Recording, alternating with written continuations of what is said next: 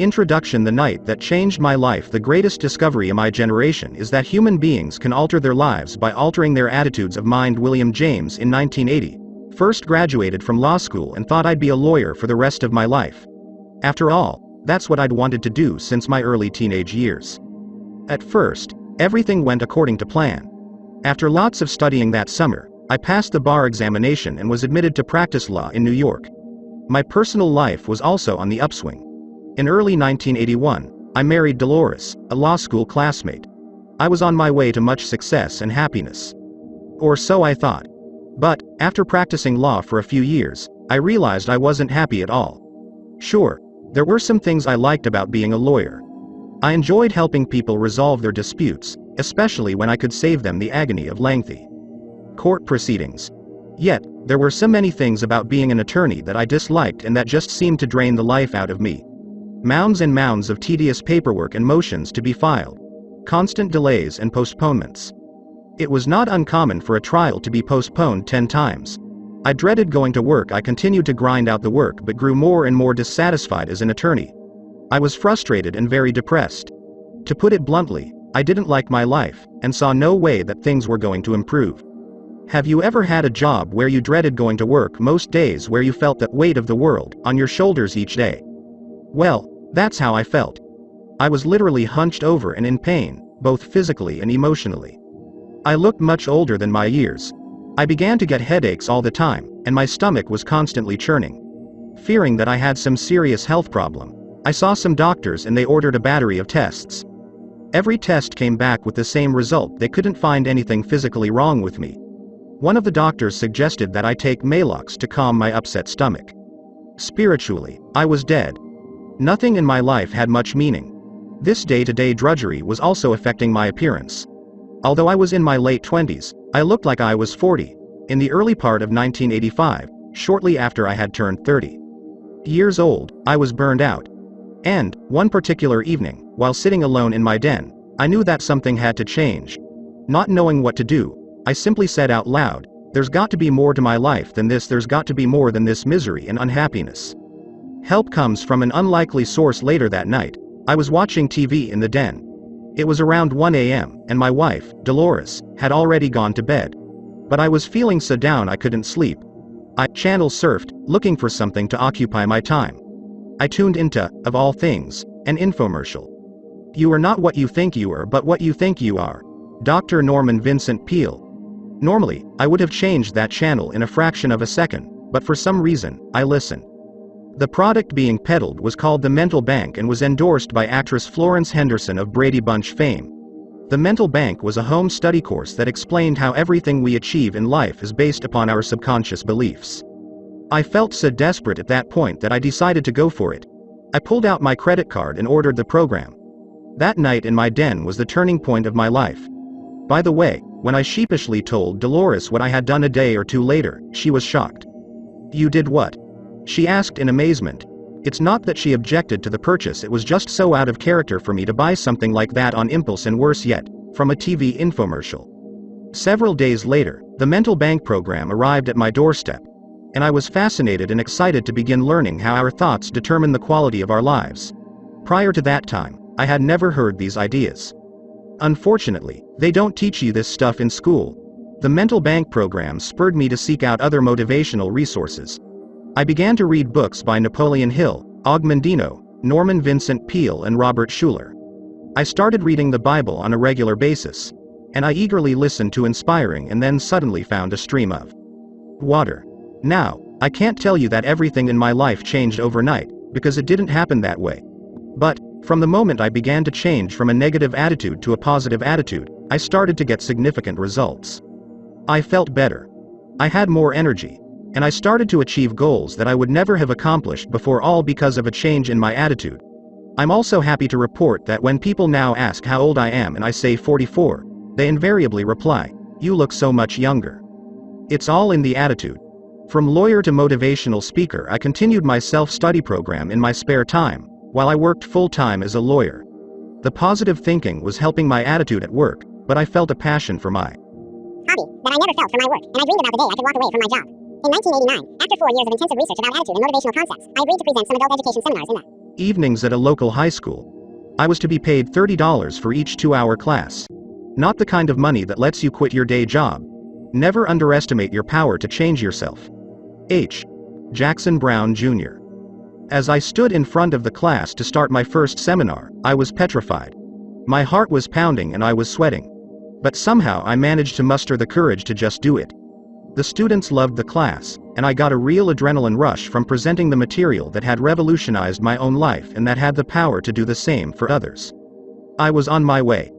Eventually, the speaking fees grew a little larger, and in 1990, I decided to phase out my law career over the next few years. This wasn't a simple decision. I had gone to 4 years of college and 3 years of law school to obtain my law degree. On top of that, I had spent 10 years of my life as a practicing lawyer. When you have that much invested in a career, it's not so easy to walk away. Then, of course, there was the money issue. As a lawyer, I was on track to earn $100,000 in a few years, and I'd be earning that much and more for the rest of my professional career. Taking a stand. Although I was earning a little more income from my new hobby, I realized that I'd have startup expenses in launching my new enterprise.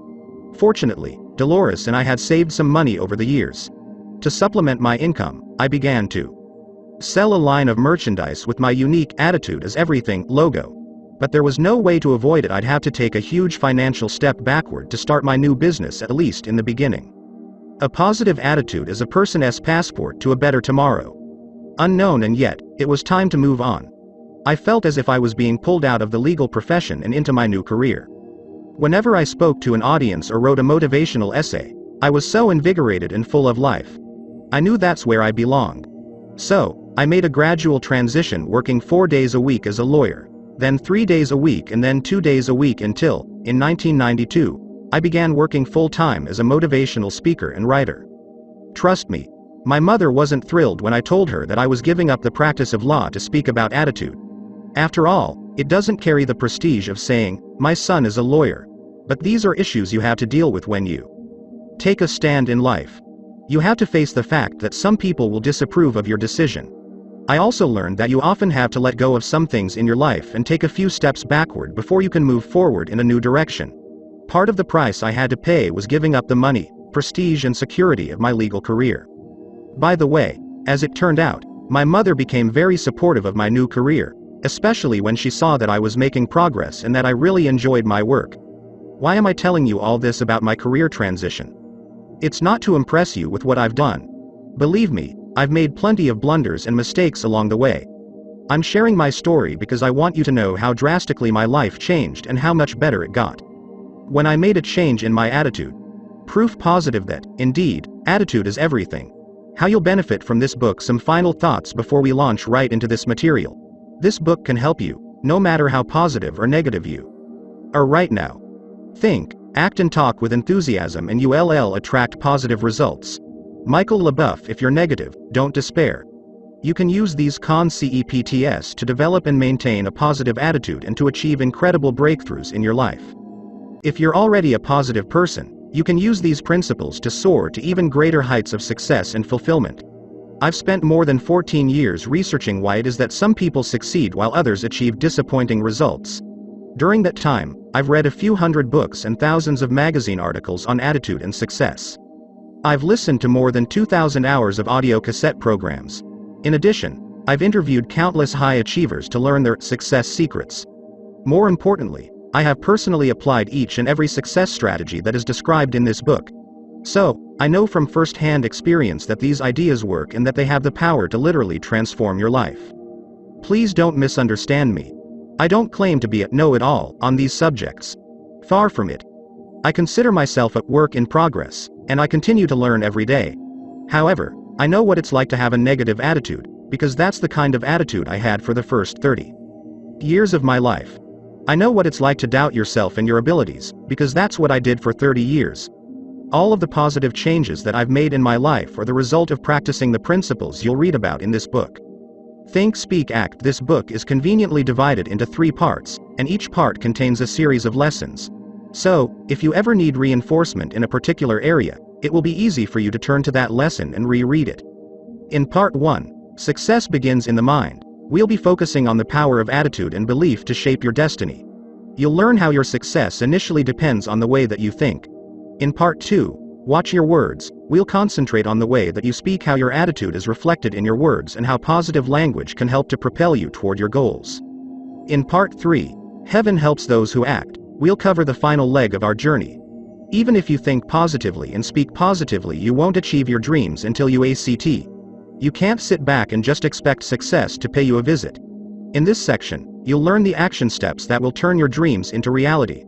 When you think, speak, and ACT in ways that support your success, you're firing on all cylinders and on the way to achieving phenomenal results in your life. Lesson 1: Your attitude is your window to the world. Better keep yourself clean and bright. You are the window through which you must see the world. George Bernard Shaw. It was just after 1 p.m. and Sarah was getting hungry. She had put in a few productive hours of work at her desk and decided to get a bite to eat at a nearby coffee shop. A few minutes later, Sam walked into the coffee shop. He, too, was on his lunch break. Sam sat down at a table a few feet away from Sarah. The same waitress served Sarah and Sam that afternoon. Each customer waited about the same amount of time before the waitress took the order. Each of them received their meal around the same time. Each of them was served well-prepared, wholesome food. And each waited the same amount of time for the waitress to deliver the check. But that's where the similarities ended. Sarah had walked into the coffee shop with a smile, a spring in her step, and a very positive outlook on the world. It was plain for everyone to see. Her body language and her posture reflected her optimism. Sarah had a delightful lunch, exchanged some pleasant conversation with the waitress, and went back to work with a recharged battery. Attitudes are a secret power working 24 hours a day, for good or bad. Unknown Sam, on the other hand, had entered the coffee shop with a scowl on his face. He looked like he'd been sucking on sour pickles all morning. He was hunched over and tense. His body language cried out, "Stay away from me." He was annoyed when the waitress didn't take his order immediately. He was annoyed at how long it took for his meal to arrive. He complained about the food, and was furious when he didn't get his check right away. Why did Sarah and Sam have such different experiences in the coffee shop? Remember that each was treated in exactly the same way. It comes down to this. Sarah sees the world with a positive attitude. Sam sees the world with a negative attitude. The definition of attitude: think of your attitude as the mental filter through which you experience the world. Some people see the world through the filter of optimism, the glass being half full, while others see life through a filter of pessimism, the glass being half empty. Let me give you some examples to explain the difference between a positive attitude and a negative attitude. The person with the negative attitude thinks, "I can't." The person with the positive attitude thinks, "I can." The person with the negative attitude dwells on problems. The person with the positive attitude concentrates on solutions. The person with the negative attitude finds fault with others. The person with the positive attitude looks for the good in others. The person with the negative attitude focuses on what's missing. The person with the positive attitude counts his or her blessings. The person with the negative attitude sees limitations. The person with the positive attitude sees possibilities. I could go on and on with examples, but I'm sure you get the idea. When I talk to audiences about attitude, I often like to use word pictures. They help people to understand and remember what I said. Let me paint this picture for you. Your attitude is your window to the world. Everyone starts with a clean mental window. Let's take a few moments to discuss why I say that your attitude is your window to the world. We all start out in life with a good attitude, or should I say, a clean mental window. Just watch young children. They're always laughing and giggling. They have a sunny disposition. They love to explore new things. You can always control circumstances, but you can control your own thoughts. Charles Popplestone: consider the attitude of a child who's learning to walk. When he stumbles and falls down, what does he do? I'll tell you what he doesn't do. He doesn't frown or blame the carpet. He doesn't point fingers at his mother or father for giving him lousy instructions. He doesn't quit. Oh, no, he smiles, gets up again and makes another attempt. And another. He keeps going for weeks and weeks with a positive attitude until he gets it right.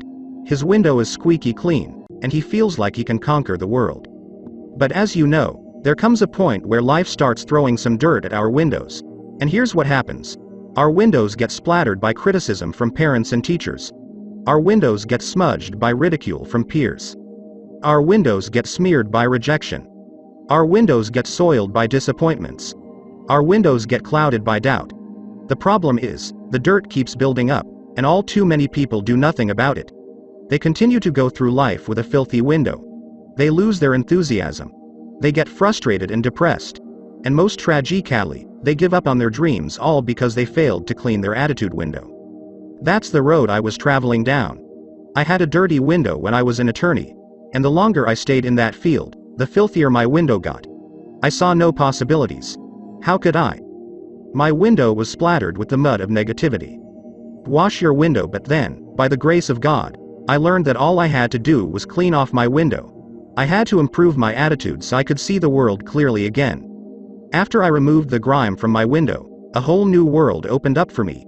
The frustration and depression lifted. I had more confidence. For the first time in many years, I could see the magnificent possibilities that life had to offer. And I was able to make a career transition and do work that I absolutely love. When you really think about it, I'm in the business of helping people to clean off their windows to get a better attitude. Do you see what I mean when I say that attitude is your window to the world? Can you appreciate how your attitude affects the way you see everything in your life? More importantly, are you beginning to see those areas where your window needs to be washed? You control your attitude. It's your job to keep your window clean. Sure, I can give you a little encouragement. And other people can encourage you, too. That in the end, nobody else can do it for you. There is nothing either good or bad, but thinking makes it so. William Shakespeare. You see, you always have a choice. You can leave the filth on your window and look at life through a smeared glass. But there are consequences to that approach, and they're not very pretty. You'll go through life negative and frustrated. You'll be unhappy. You'll achieve only a fraction of what you're capable of achieving. There's a better way. When you choose to take out your squeegee and clean your window, life will be brighter and sunnier. You'll be healthier and happier. You'll set some ambitious goals and begin to achieve them. Your dreams will come alive again. Still doubting whether you really have the power to change your attitude? Perhaps you're thinking, Jeff, that's easy for you to say. Your attitude wouldn't be so good if you had my problems. Granted, some really devastating things may have happened to you. You may have endured much suffering. Perhaps you're going through some tough times right now. But, even under the worst circumstances, I still contend that you have the power to choose your attitude. I'm not saying it's easy, but the fact remains, the choice is yours. Let me tell you about a man who is well qualified to speak on the subject of attitude. His name is Dr. Viktor Frankl, and he went through hell on earth and managed not only to survive but to inspire millions of people. You see, Viktor Frankl endured years of horror as a prisoner in the Nazi death camps. A happy person is not a person in a certain set of circumstances, but rather a person with a certain set of attitudes. Hugh Downs, to make matters worse, his father, mother, brother and his wife died in camps or were killed in gas chambers. Every day, Frankl and the other prisoners suffered from hunger, cold and brutality.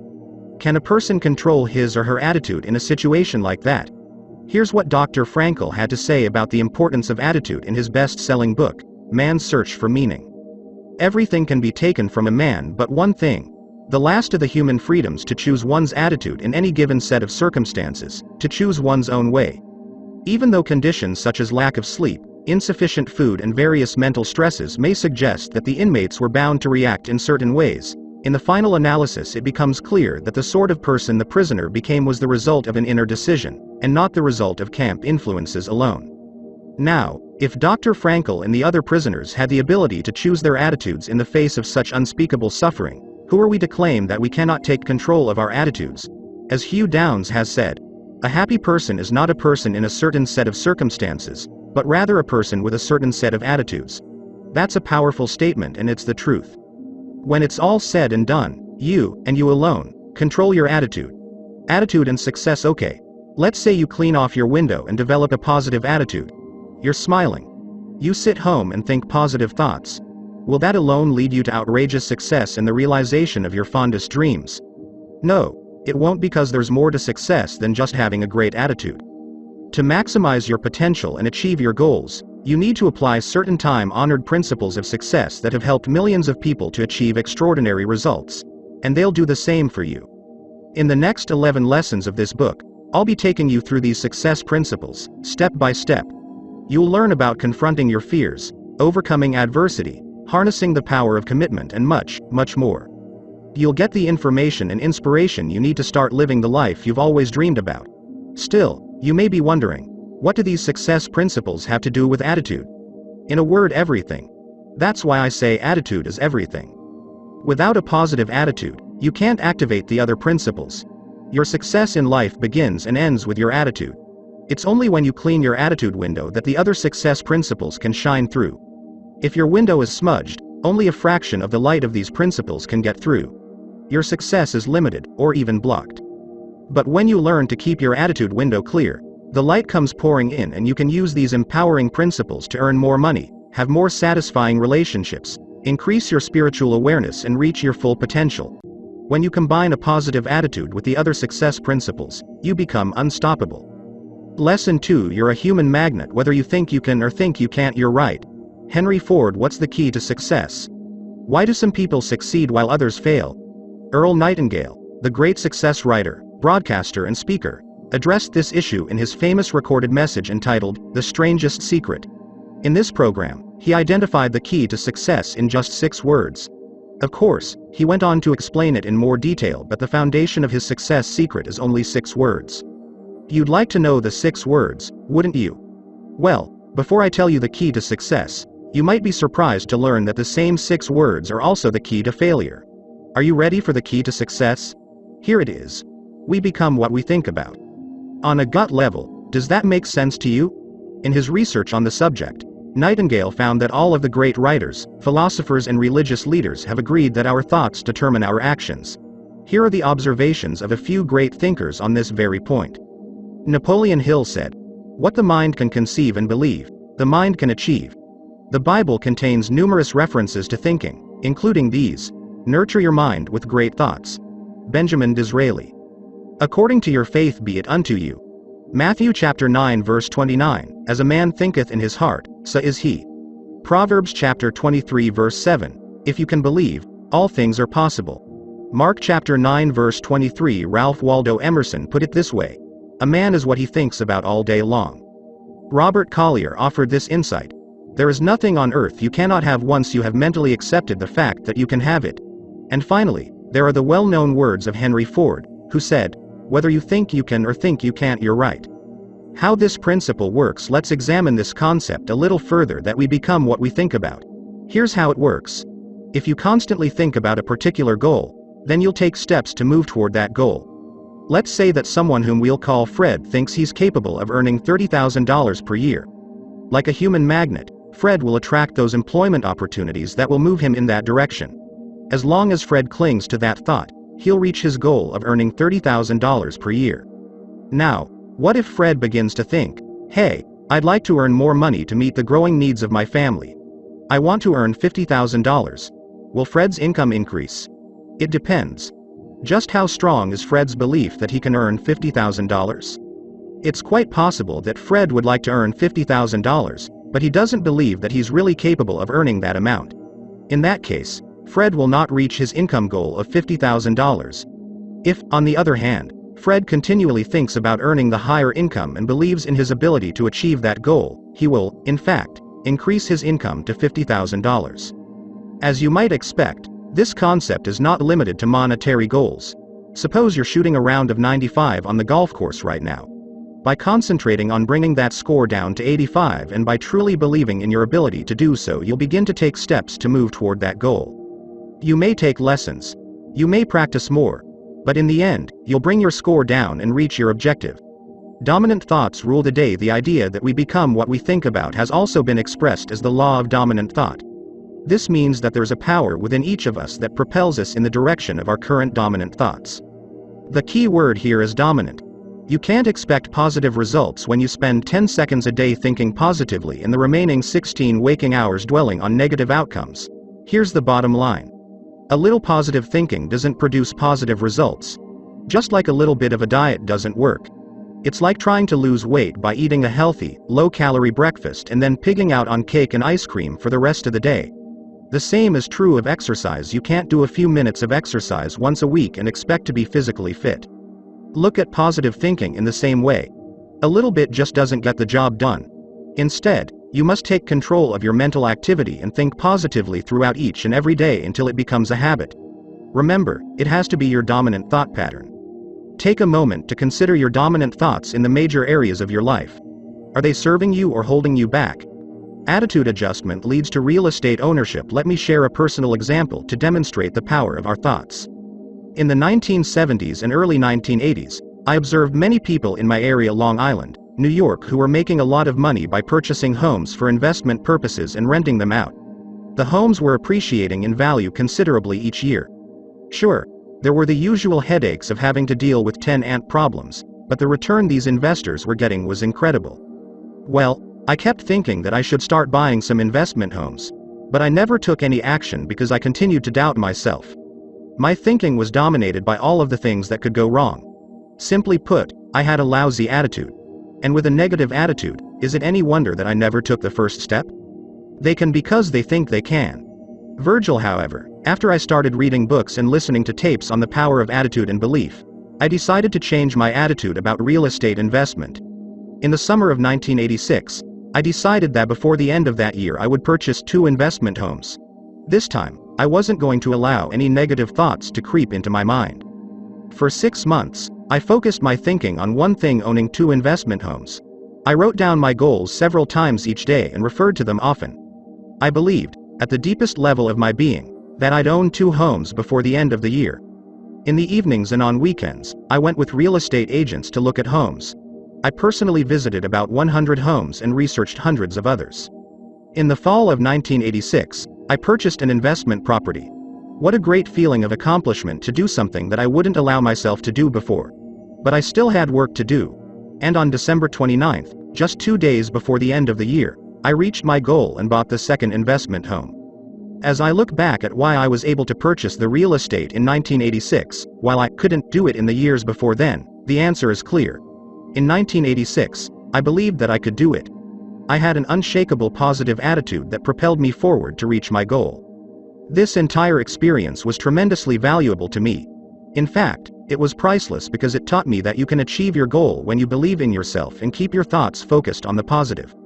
Attitude versus action. I've been talking a lot about thinking, and you might be wondering where action fits into this process. It's true that you don't get results without action, but recognize that thought precedes action. I always knew the actions that I'd have to take to buy those investment properties: contact realtors, visit properties, review newspaper listings, and so on. But I never took the first step as long as I had a negative attitude. The instant I changed my attitude, I felt compelled to take action and nothing was going to stop me. That's why a positive belief system is the starting point for the achievement of any goal. When your dominant belief is that you can achieve your goal, you begin taking the actions necessary to move in that direction. Your circumstances reflect what you've been thinking about. Face this fact. Your beliefs brought you to where you are today, and your thinking from this point forward will take you to where you'll be in the future. In fact, your results in every area of your life reflect your deeply held thoughts about yourself. Consider your finances. What are your beliefs in this area? Are you constantly thinking about not having enough money? Dwell on that thought, a lack of funds, and you block the flow of money to you. And then, there's the matter of relationships. If you think that you don't deserve much, you attract friends and partners into your life who won't treat you very well. I'll bet you know someone who always seems to go out with the wrong person. In fact, the last 29 people they've gone out with were wrong for them. Do you think this is a mere coincidence? Oh, no, there is a deeply held belief inside that individual that attracts these people into his or her life. And whether we're talking about finances, relationships, or careers, the fact remains. If your thoughts don't change, your results won't change. Change your thinking. Fortunately, there's exciting news. You can change your thoughts, thereby changing your results. Here's how. For starters, become aware of what you say to yourself all day. Each of us has an internal voice. In other words, we talk to ourselves. Too often, however, what we say is negative, critical, and self-limiting. Perhaps you find yourself thinking, "I can't do this," or "I always mess things up." These thoughts work against you. Instead, repeat to yourself that you can and will accomplish your goal. What we sincerely believe regarding ourselves is true for us. Ors and sweat Martin, as we'll discuss more fully in part 2 of this book. It's also important to become aware of the words you use on a regular basis. For example, do you put yourself down or talk about the things you could never have or achieve? Your mind hears every word you speak, and, like a magnet, you'll ultimately attract the events and circumstances that correspond to your dominant beliefs. So, make sure to use positive words about yourself and your goals. Repetition is the key. Here are 2 more action steps to help you become more positive and get the results you want. Step 1. Every day, read some positive, uplifting literature. Find 15-30 minutes in the morning to do this, and it's also a good idea to do some reading right before bed. There are literally thousands of motivational books and articles to choose from. Read whatever speaks to you. It could be the Bible or other spiritual material, or perhaps inspiring biographies. You'll find a wide selection of success books in the psychology and self-improvement section of any bookstore or library, so check them out. Step 2. Every day, listen to motivational cassette tapes. Nobody succeeds beyond his or her wildest expectations unless he or she begins with some wild expectations. Ralph Charell. You can listen to audio tapes in your car while commuting, at home, or during your exercise routine. The key is repetition. When you hear these messages over and over, they become part of you and you begin to implement them to improve your life. The tapes will get you thinking about your attitude and other success principles on a daily basis. Of course, cassette tapes are not a substitute for action. It's up to you to put these ideas to work. So, if you read something positive and listen to motivational cassette tapes every day, it will make a phenomenal difference in your life. I can tell you from personal experience that these techniques work if you have the discipline to stick with them. The lesson I've learned is this: change your thinking and you change your life. You will become what you think about. Don't count on overnight success. Before concluding, I'd like to clarify a few things about positive thinking and the power of our thoughts. First of all, positive thinking doesn't mean that you'll achieve your goals overnight. It's not as if you start thinking about making more money and the next morning you wake up and find a stack of dollar bills at your bedside. Not by a long shot. Success requires effort, commitment, and patience. And secondly, positive thinking doesn't mean you won't have any more problems. Believe me, you'll have plenty of setbacks along the way. However, if you continue to believe in yourself, take action and persist, you'll overcome those obstacles. Remember, you are constantly moving in the direction of your dominant thoughts. Everything you achieve in your lifetime flows from your thoughts and beliefs. Negative thinking yields negative results and positive thinking produces positive results. Keep your attitude window clean and bright so that the positive thoughts can come shining through. It simply makes no sense to think negative thoughts unless you want to get negative results. And I know you don't want that to happen. So, from this point forward, choose your thoughts wisely and use this powerful principle to get fantastic results in your life. Lesson 3: Picture your way to success. You must first clearly see a thing in your mind before you can do it. Alex Morrison. In a recent television interview, singer Celine Dion was asked if she ever dreamed at the start of her career that someday she'd sell millions of records and be on tour, singing in front of tens of thousands of people each week. The singer replied that none of this surprised her, as she had pictured the whole thing since she was 5 years old. She was not bragging, and has worked unbelievably hard to earn every bit of her success. What she learned at an early age was her ability to tap into the power of holding a vivid, powerful image to picture the star she wanted to become. World-class athletes also incorporate the power of imagery to reinforce in their mind exactly how they want to perform. Whether it's a figure skater completing a difficult jump, a tennis pro acing his opponent with a perfect serve, or a golfer driving the ball long and straight down the fairway, many top competitors mentally envision a successful outcome before actually achieving it in the real world. Visualization, however, is not something reserved solely for singers, athletes, or movie stars. In fact, it's something you've used since childhood to create the circumstances of your own life. Let me clarify what I mean. Visualization is often described as movies of the mind, inner pictures, or images. We all store pictures in our minds about the type of relationships we deserve, the degree of success we'll attain at work, the extent of our leadership ability, the amount of money we'll earn and accumulate, and so on. Mental movies from childhood. Where do these pictures come from? Well, we begin to develop our mental movies early in life. If we were criticized or felt unworthy as youngsters, we record the events and the feelings associated with those events as images in our minds. Because we frequently dwell on these pictures both consciously and subconsciously, we tend to create life situations that correspond to the original image. For example, you may still hold a vibrant image of being criticized by a teacher in elementary school. You felt humiliated in front of the whole class. Later on, when you were tempted to offer your opinion in school or in a group of people, you held back and kept quiet, all the while remembering, even if only on a subconscious level, how painful it was when you were criticized. The picture remains in your mind and exerts tremendous influence over your present actions. Imagination is more important than knowledge. Albert Einstein, unfortunately, Many of us have not updated or revised our childhood movies, so we're continually producing results that fall short of our full potential. What follows are some techniques for using the power of visualization to improve virtually every aspect of your life. Take responsibility for your own movies. Not all mental pictures can be traced to your childhood. You're constantly generating mental movies based on your relationships, career experiences, and other events. No matter what the source of your mental images, there's one point that I want to drive home. You and only you are in control of your own movies. Let's try a short experiment. Think about an ice cream cone filled with your favorite flavor of ice cream. Does that create a picture or image for you? I'll bet it does. Okay, now think about an elephant. Can you see it? Change the color of the elephant to pink. In a fraction of a second, you formed an image of the pink elephant.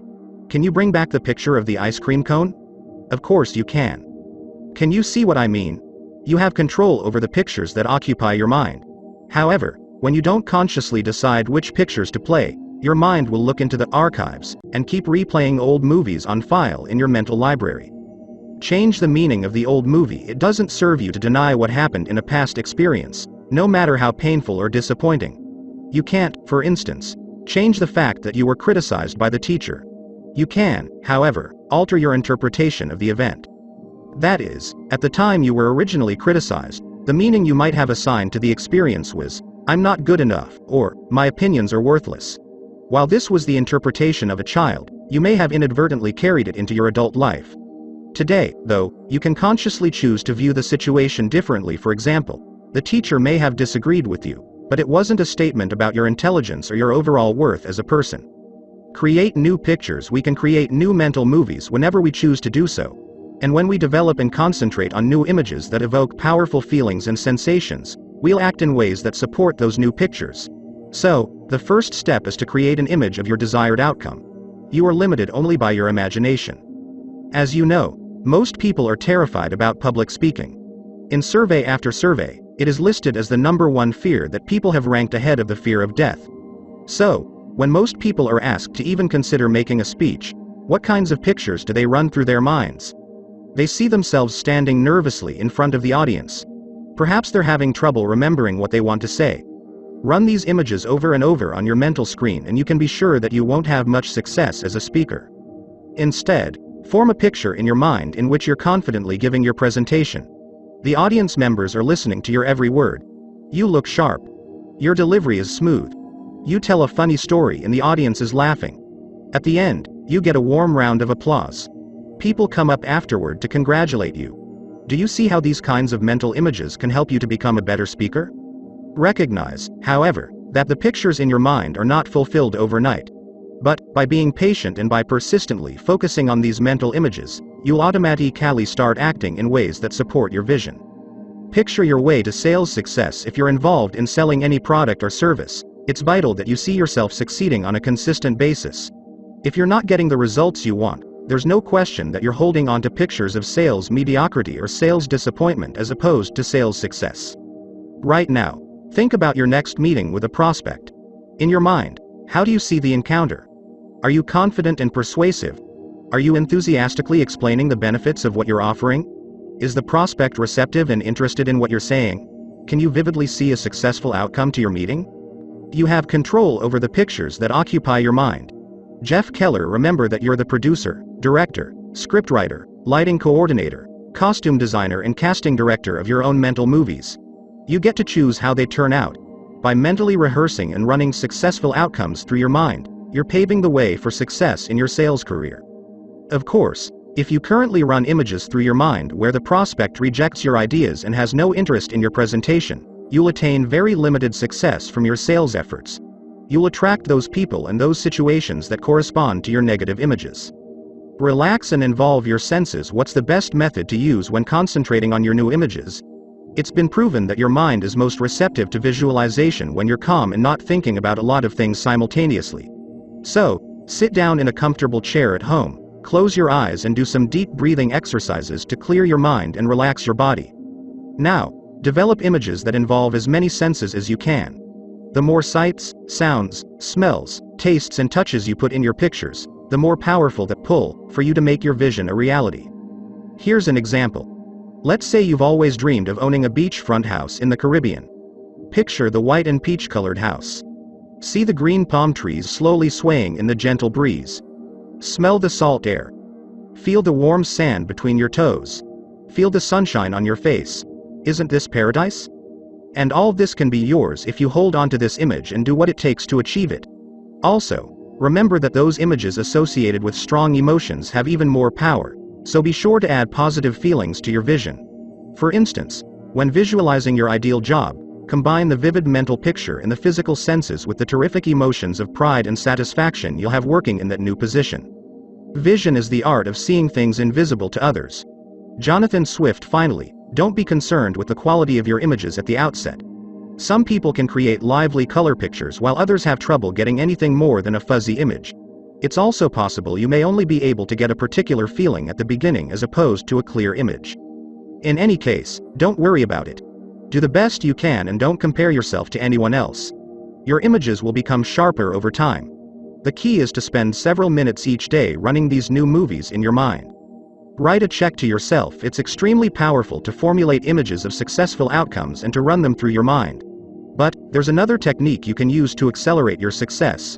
You can create visual aids to move you toward what you want. In 1990, while he was still relatively unknown, comedian Jim Carrey wrote a check to himself for $10 million for acting services rendered. The check was post-dated Thanksgiving 1995. As Carrey explained, it wasn't about money. He knew that if he was making that much, he'd be working with the best people on the best material. Carrey earned about $800,000 for his work in Ace Ventura in The Mask. Then, in late 1994, he was paid $7 million for his role in Dumb and Dumber.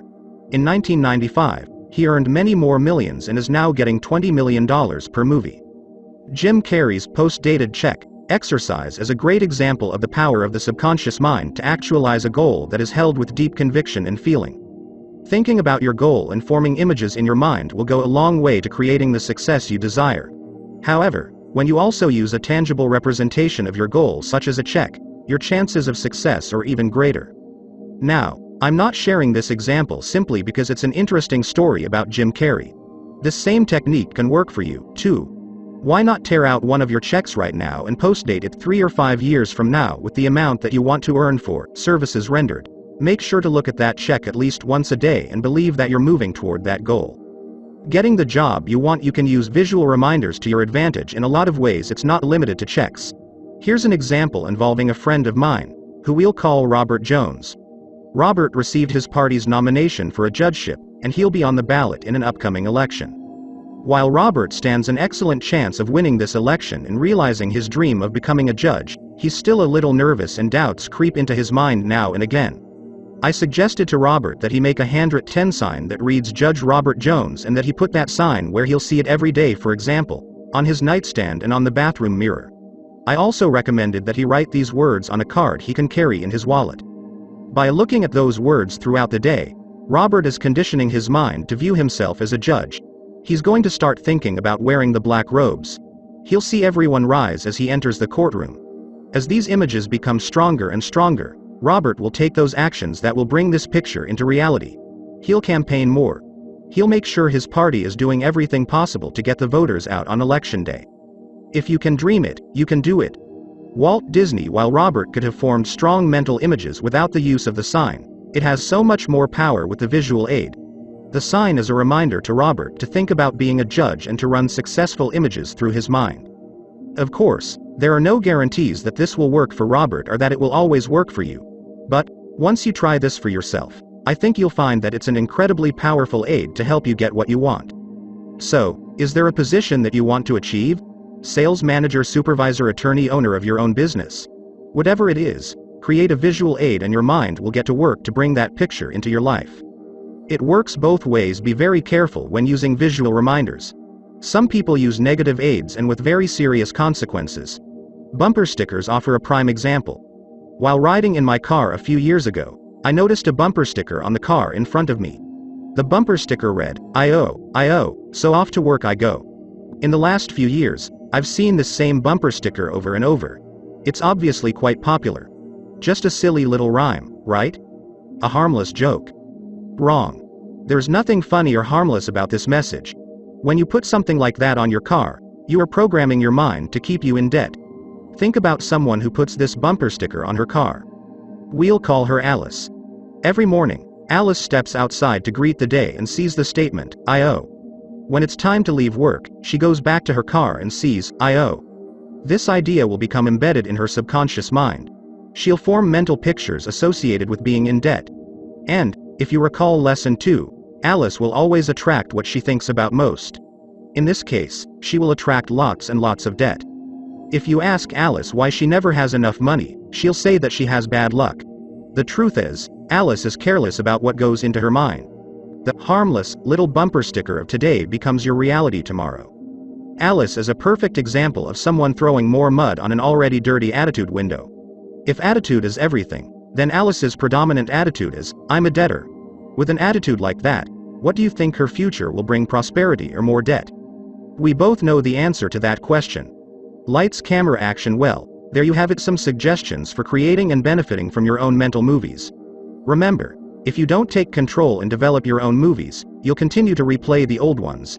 If the old movies are serving you, that's great. But if they're holding you back in any way, get started today and use the incredible power of your mind to picture your way to greater success. Lesson 4: Make a commitment and you'll move mountains. What this power is I cannot say. All I know is that it exists, and it becomes available only when a man is in that state of mind in which he knows exactly what he wants and is fully determined not to quit until he finds it. Alexander Graham Bell. I used to think I knew what commitment and persistence meant. Trying hard. Making a lot of attempts. However, I didn't grasp the true meaning of these concepts until I read a small paperback book entitled The Ultimate Secret to Getting Absolutely Everything You Want, by Mike Hernacki. Commitment is the essence of the ultimate secret. According to the author, the key to getting what you want is the willingness to do whatever it takes to accomplish your objective. Now, before your mind jumps to conclusions, let me add that in saying, whatever it takes, I exclude all actions which are illegal, unethical, or which harm other people. So, exactly what do I mean by this willingness? It's a mental attitude that says, if it takes 5 steps to reach my goal, I'll take those 5 steps.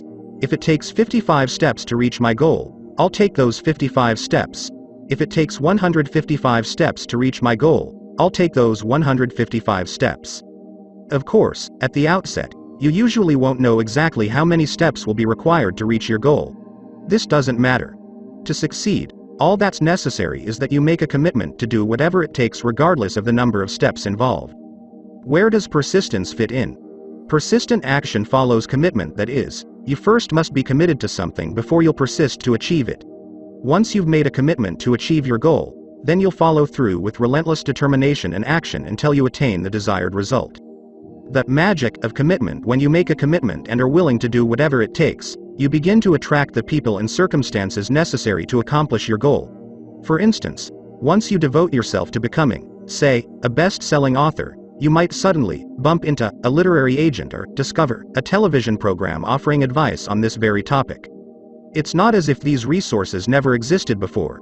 It's just that your mind never focused on finding them. Once you commit yourself to something, you create a mental picture of what it would be like to achieve it. Then, your mind immediately goes to work, like a magnet, attracting events and circumstances that will help bring your picture into reality. It's important to realize, however, that this is not an overnight process. You must be active and seize the opportunities as they appear. The magic which flows from commitment has never been more eloquently or more accurately described than in the following words by W.H. Murray. Until one is committed, there is hesitancy, the chance to draw back, always ineffectiveness. Concerning all acts of initiative and creation, there is one elementary truth, the ignorance of which kills countless ideas and splendid plans: that the moment one definitely commits oneself, then providence moves, too. Effort only fully releases its reward after a person refuses to quit. Napoleon Hill. All sorts of things occur to help one that would otherwise never have occurred. A whole stream of events issues from the decision, raising in one's favor all manner of unforeseen incidents and meetings and material assistance, which no man could have dreamt would have come his way. Doors will open. Here's another miraculous feature of the power of commitment. You don't have to know at the outset how to achieve your goal. Sure, you'll be better off if you have a plan of attack, but it's not essential that every step be mapped out in advance. In fact, when you have the willingness to do whatever it takes, the right steps are often suddenly revealed to you. You'll meet people you never could have planned to meet. Doors will unexpectedly open for you. It might seem like luck or good fortune is smiling on you. In truth, you'll have created these positive events by making a commitment and, thus, instructing your mind to look for them. Here's an example of how a door unexpectedly opened for me. In 1989, I started writing motivational articles. I'd learned about the power of a positive attitude and the other success principles, and I was committed to sharing this information with others who could benefit from it.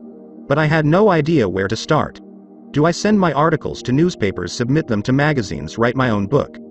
The first thing I did was submit an article to a local newsletter for people involved in training and human resources.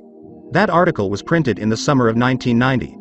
A few months later, I got a phone call from a gentleman named Stuart Kamen, a freelance writer who also worked with businesses to produce newsletters. Stuart said he'd seen my article while visiting the home of his best friend and was very impressed with it. Then he asked me, "Have you ever thought of writing a newsletter?" Quite frankly, I hadn't thought of doing my own newsletter. We arranged a meeting and Stuart explained how we could work together to produce a newsletter that would make these self-development concepts available to thousands of people. With ordinary talent and extraordinary perseverance, all things are attainable. Sir Thomas Buxton. About 1 month later, the first issue of Attitude is Everything newsletter was published. And we've been going strong for more than 9 years and have reached hundreds of thousands of people with this life-changing information. How did it all happen? I was committed to sharing these principles with others. I had a positive attitude. I started writing. And then, Stuart Kamen, a complete stranger, entered my life, someone who knew just how to turn my dream into reality. The magic of commitment. A word of caution before you get too excited about waltzing easily toward your goals. I caution you. Even with a commitment, everything won't be rosy on your path. Life will test you to see how serious you are about achieving your objective. Obstacles will arise. You'll make mistakes and suffer disappointments and setbacks, some of which may be quite severe and even tempt you to abandon your goal. That's when it becomes important to follow the sage wisdom of Winston Churchill, who said, "Never, never, never give up." Or the advice provided by James J. Corbett. You become a champion by fighting one more round. When things are tough, you fight one more round. If you've made a commitment to accomplish a goal, you can overcome temporary defeats and you will triumph. Commitment pays off. For aspiring novelist. A few years ago, American Way magazine carried a fascinating interview with best-selling novelist David Baldacci. Baldacci is the author of the immensely successful novels Absolute Power, Total Control and The Winner. Millions of copies of his books have been sold. Let me assure you, however, that Baldacci was no overnight success. His accomplishments and financial achievements were the result of his total commitment to developing his talents as a writer. Like me, Baldacci started out as a lawyer. He started law school in 1983 and didn't give any thought to becoming a best-selling novelist. He simply enjoyed writing. Yet, at the outset, Baldacci knew that he didn't have the necessary writing skills. So he made a commitment, as he put it, to learn the craft of writing.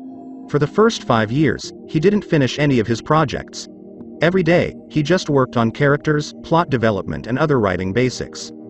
One person with a commitment is worth more than 100 people who have only an interest. Mary Crowley. At the time, he was a practicing lawyer, and he and his wife had 2 young children. When did he find the time to do this writing? Baldacci worked on his writing every night from 10 p.m. until 2 a.m.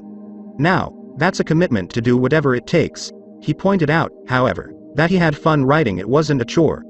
By the way, I'm not suggesting that you stay up all night to pursue your goals. That 10 p.m. to 2 a.m. shift certainly wouldn't work for me, and it may not work for you, either.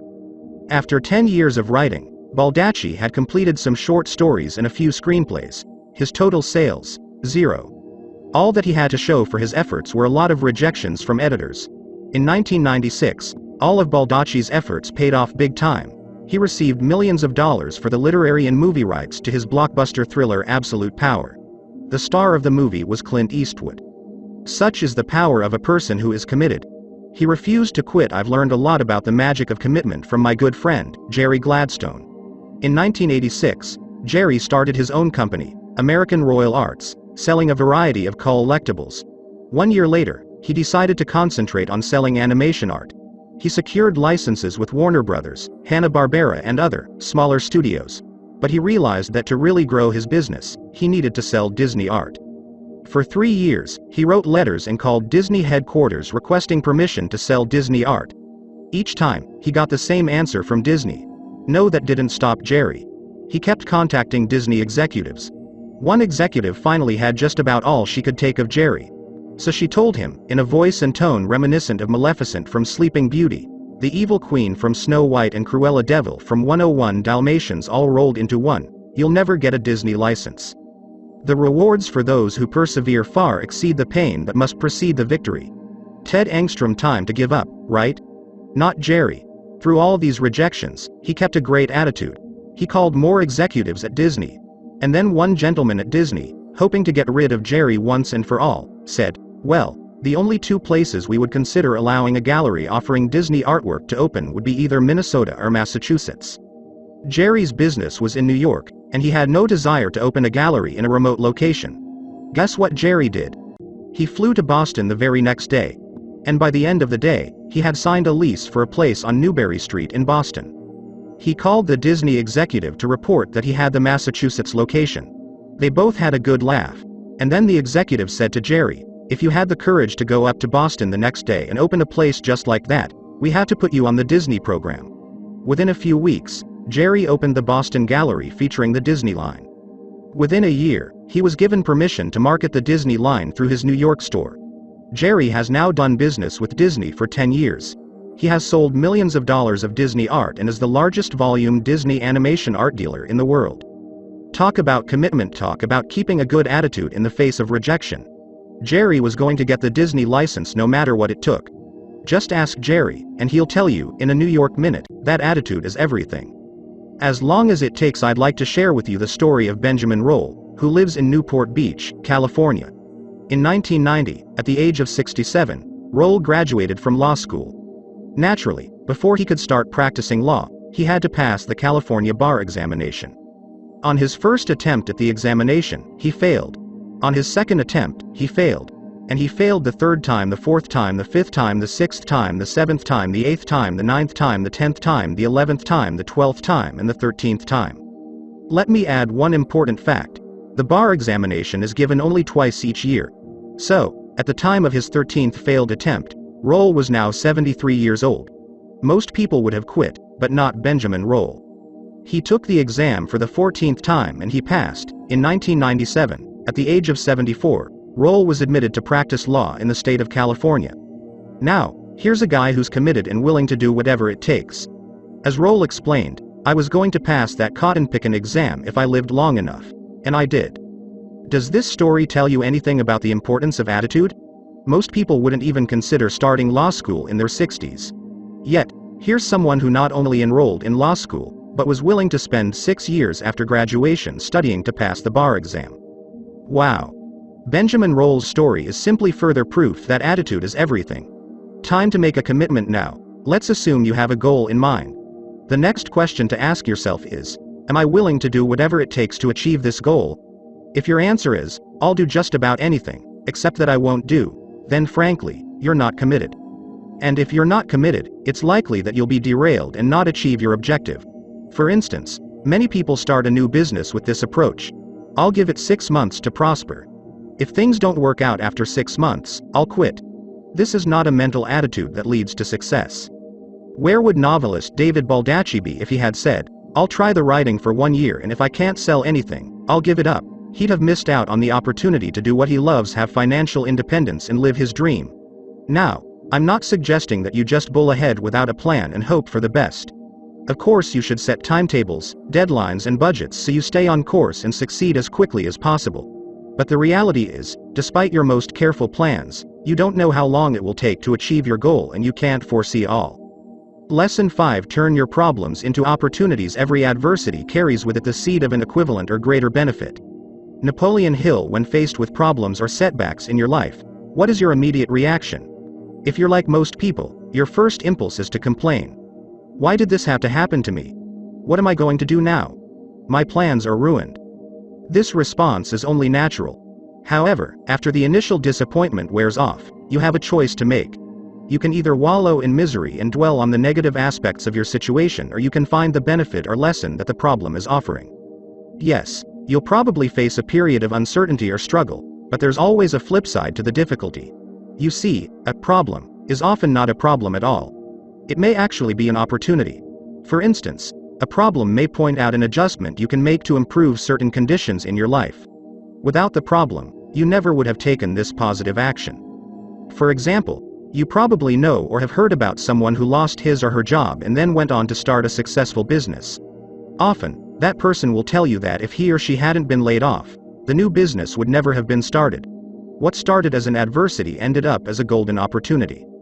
How about the times you were absolutely convinced that a particular job was perfect for you? You had a great interview and just couldn't wait for the offer. But the offer never came, someone else got the job. You were devastated.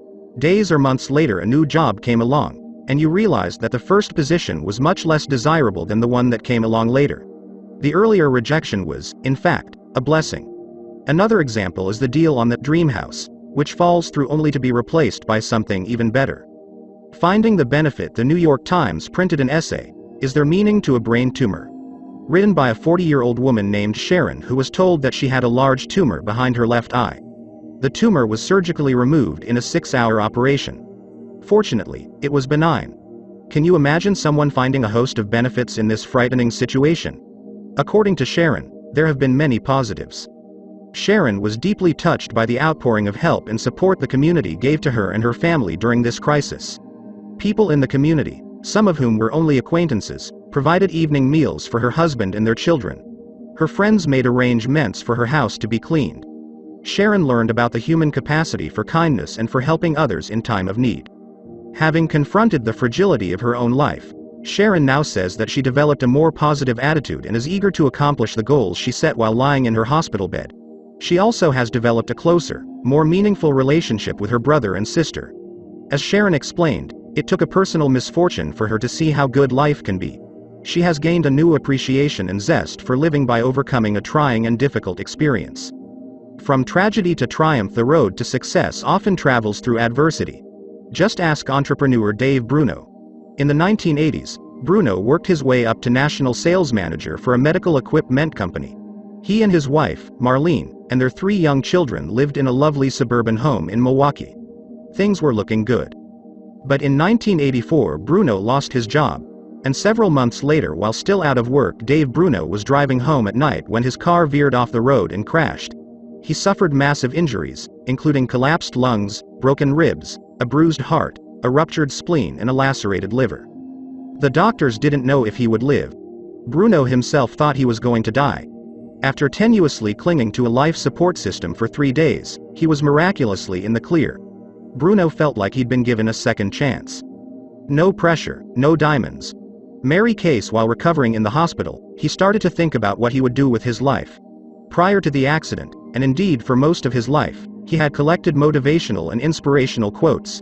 He had learned as a youngster the amazing power quotations could hold, as his mother had a habit of strategically placing them throughout the house and on the refrigerator. They always lifted his spirits and provided direction. Suddenly, he had a flash of insight about what to do. He'd start a business to share these quotations with others, so they, too, could be inspired. But he didn't have a clue about how to do it. And after he got out of the hospital, there was more bleak news. Because of astronomical medical bills and the inability to work, Bruno had to declare bankruptcy. He and his family lost their home and moved into a cramped apartment. Yet Bruno would not give up on his dream. He pushed onward, with a positive attitude and relentless determination. Over the next few years, he took jobs where he could learn about marketing and printing. He was always looking for a vehicle for his quotations. One day, an idea hit him like a ton of bricks. He'd print the quotations on credit card stock. Later that evening, he was watching TV and saw a commercial for a credit card company's Gold Card. The things which hurt. Instruct. Benjamin Franklin. Even better, he thought. Print the quotes on metallic gold cards that people could take with them wherever they went. So, he created a series of quotations on topics such as attitude, leadership, persistence, and courage. He called them Success Gold Cards. 5 years after leaving the hospital, Dave Bruno sold his first Success Gold Card. And, I'm happy to report that he's now sold more than 2 million of those cards. Dave Bruno turned a tragic accident into an incredible triumph. Business disappointment is blessing in disguise. Now, I don't want you to think that this principle only applies to tragedies, because nothing could be further from the truth. I'd like to share a business example that reinforced my faith in this concept. In March of 1991, after an exhaustive search, I selected a company to screen print my Attitude as Everything t-shirts. In late June, I committed myself to a local and national advertising campaign to market these shirts. A serious issue developed in early July. Instead of filling an order in 2 weeks as originally promised, the screen printer didn't fill the order for more than 5 weeks. This was unacceptable, and I decided to find another screen printer. It is a rough road that leads to the heights of greatness. Seneca, but I'd already established my pricing and delivery terms based on discussions with the original printer. This was a major problem, right? What if I couldn't find another company to deliver a product of equal quality at or near the same price? Well, rather than get depressed and curse my rotten luck, I immediately set out to get another, better printer. Within 1 week, I found the printer I was looking for. Now, instead of having an order filled in 2 to 5 weeks, it is filled in 2 to 4 days. 8 years later, I'm still working with this vendor. Losing the first screen printer was the best thing that could have happened. Of course, I didn't know it at the time, but I kept believing that I could make this seemingly bad situation turn out to my advantage. And I did. Experiences like this have taught me that when one door shuts, there is always a better one waiting to be opened.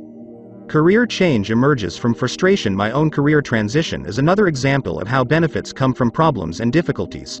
I was never interested in self-development materials until I had years of unhappiness after graduating from law school. I only found these principles after I'd reached a low point in my life. I now realize that all the miseries I endured were really blessings in disguise. I can see, quite clearly, how the events of my life set me up for what was to come. I had to go through the tough times and the unhappiness and to break through that low mood so I would understand the power of a positive attitude. So, when someone tells me they're discouraged, or it's obvious they have a negative attitude, I know what that feels like. I've been there. By going through some challenging times, I learned things that are invaluable to me, and I can relate much better to those who hear my presentations and read my writings. And the reality is, if I hadn't grown more and more dissatisfied with my work as an attorney, I never would have been open to switching careers. If I had rated my job as a C or C, I would have kept practicing law.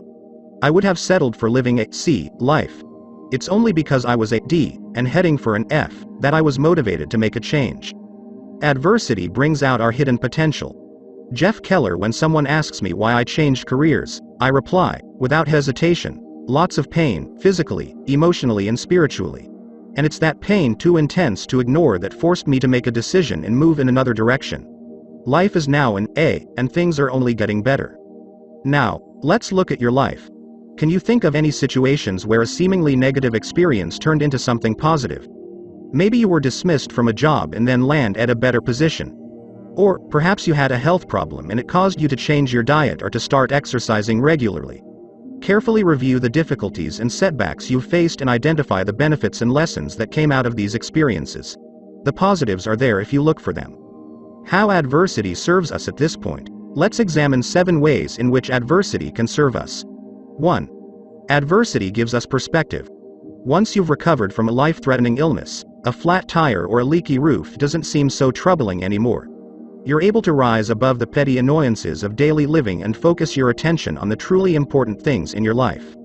2. Adversity teaches us to be grateful. Through problems and difficulties, especially those which involve loss or deprivation, you develop a deeper appreciation for many aspects of your life.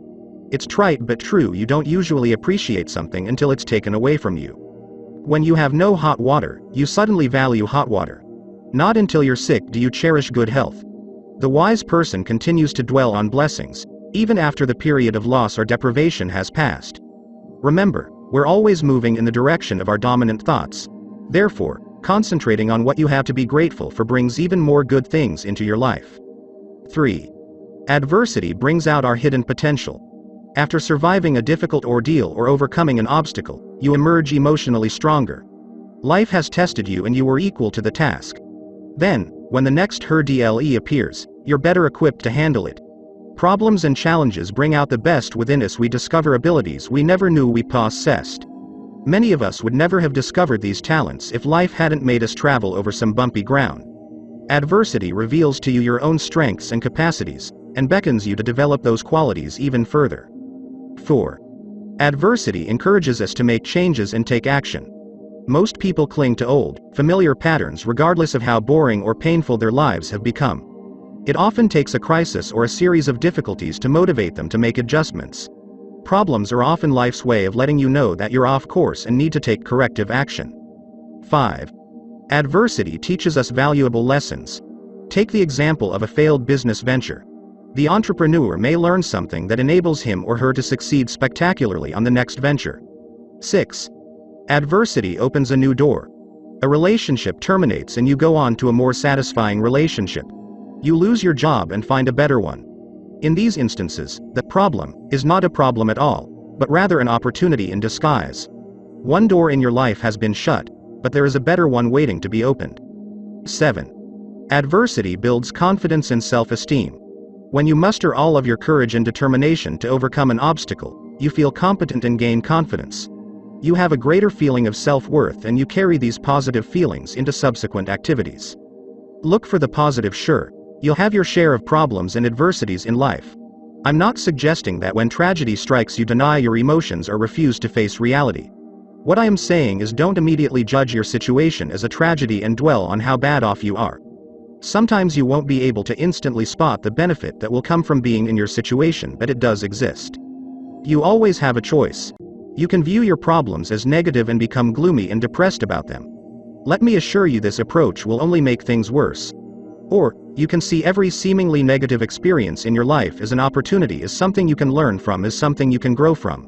Believe it or not, your problems are there to serve you, not to destroy you. So, the next time you suffer a problem or setback in your life, don't get discouraged or give up. Don't let problems cloud your attitude window forever. Clear off that cloudy window.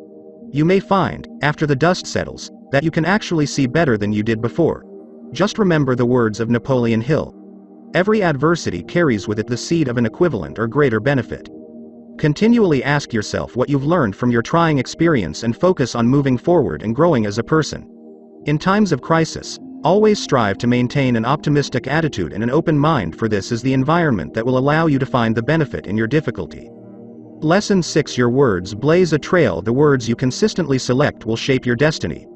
Anthony Robbins. When was the last time you seriously thought about the words you use each and every day? How carefully do you select them? Now, you might be thinking, Jeff, why all this fuss about words? What's the big deal? The answer is simple. Your words have incredible power.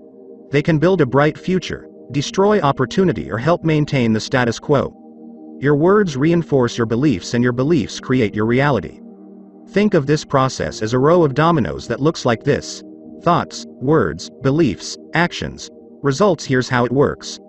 Tom has a thought, such as, I'm not very good when it comes to sales. Now, let's remember that he doesn't have this thought only once. Oh, no, he's run it through his mind on a regular basis, maybe hundreds or thousands of times in his life. Then, Tom starts to use words that support this thought. He says to his friends and colleagues, I'm never going to do very well in sales, or, I just hate making sales calls or approaching prospects. Here again, Tom repeats these phrases over and over in his self-talk and in his discussions with others. This, in turn, strengthens his beliefs, and it's at this stage where the rubber really meets the road. You see, everything that you'll achieve in your life flows from your beliefs. So, in our sales example, Tom develops the belief that he's not going to be successful in sales and that he won't earn much money. This becomes embedded in his subconscious mind. What can possibly flow from that belief? Because Tom doesn't believe in his sales ability, he takes very little action, or he takes actions that aren't productive. He doesn't do the things that would be necessary to succeed in sales. And then, quite predictably, Tom gets very poor results. To make matters worse, Tom then starts to think more negative thoughts, repeat more negative words, reinforce negative beliefs, and get even more negative results. It's a vicious cycle. Words are, of course, the most powerful drug used by mankind. Rudyard Kipling. Of course, this whole process could have had a very happy ending if Tom had selected positive thoughts and reinforced them with positive words. In turn, he'd reinforce the belief that he's successful in sales. As a result, Tom would take the actions consistent with that belief and wind up with outstanding results.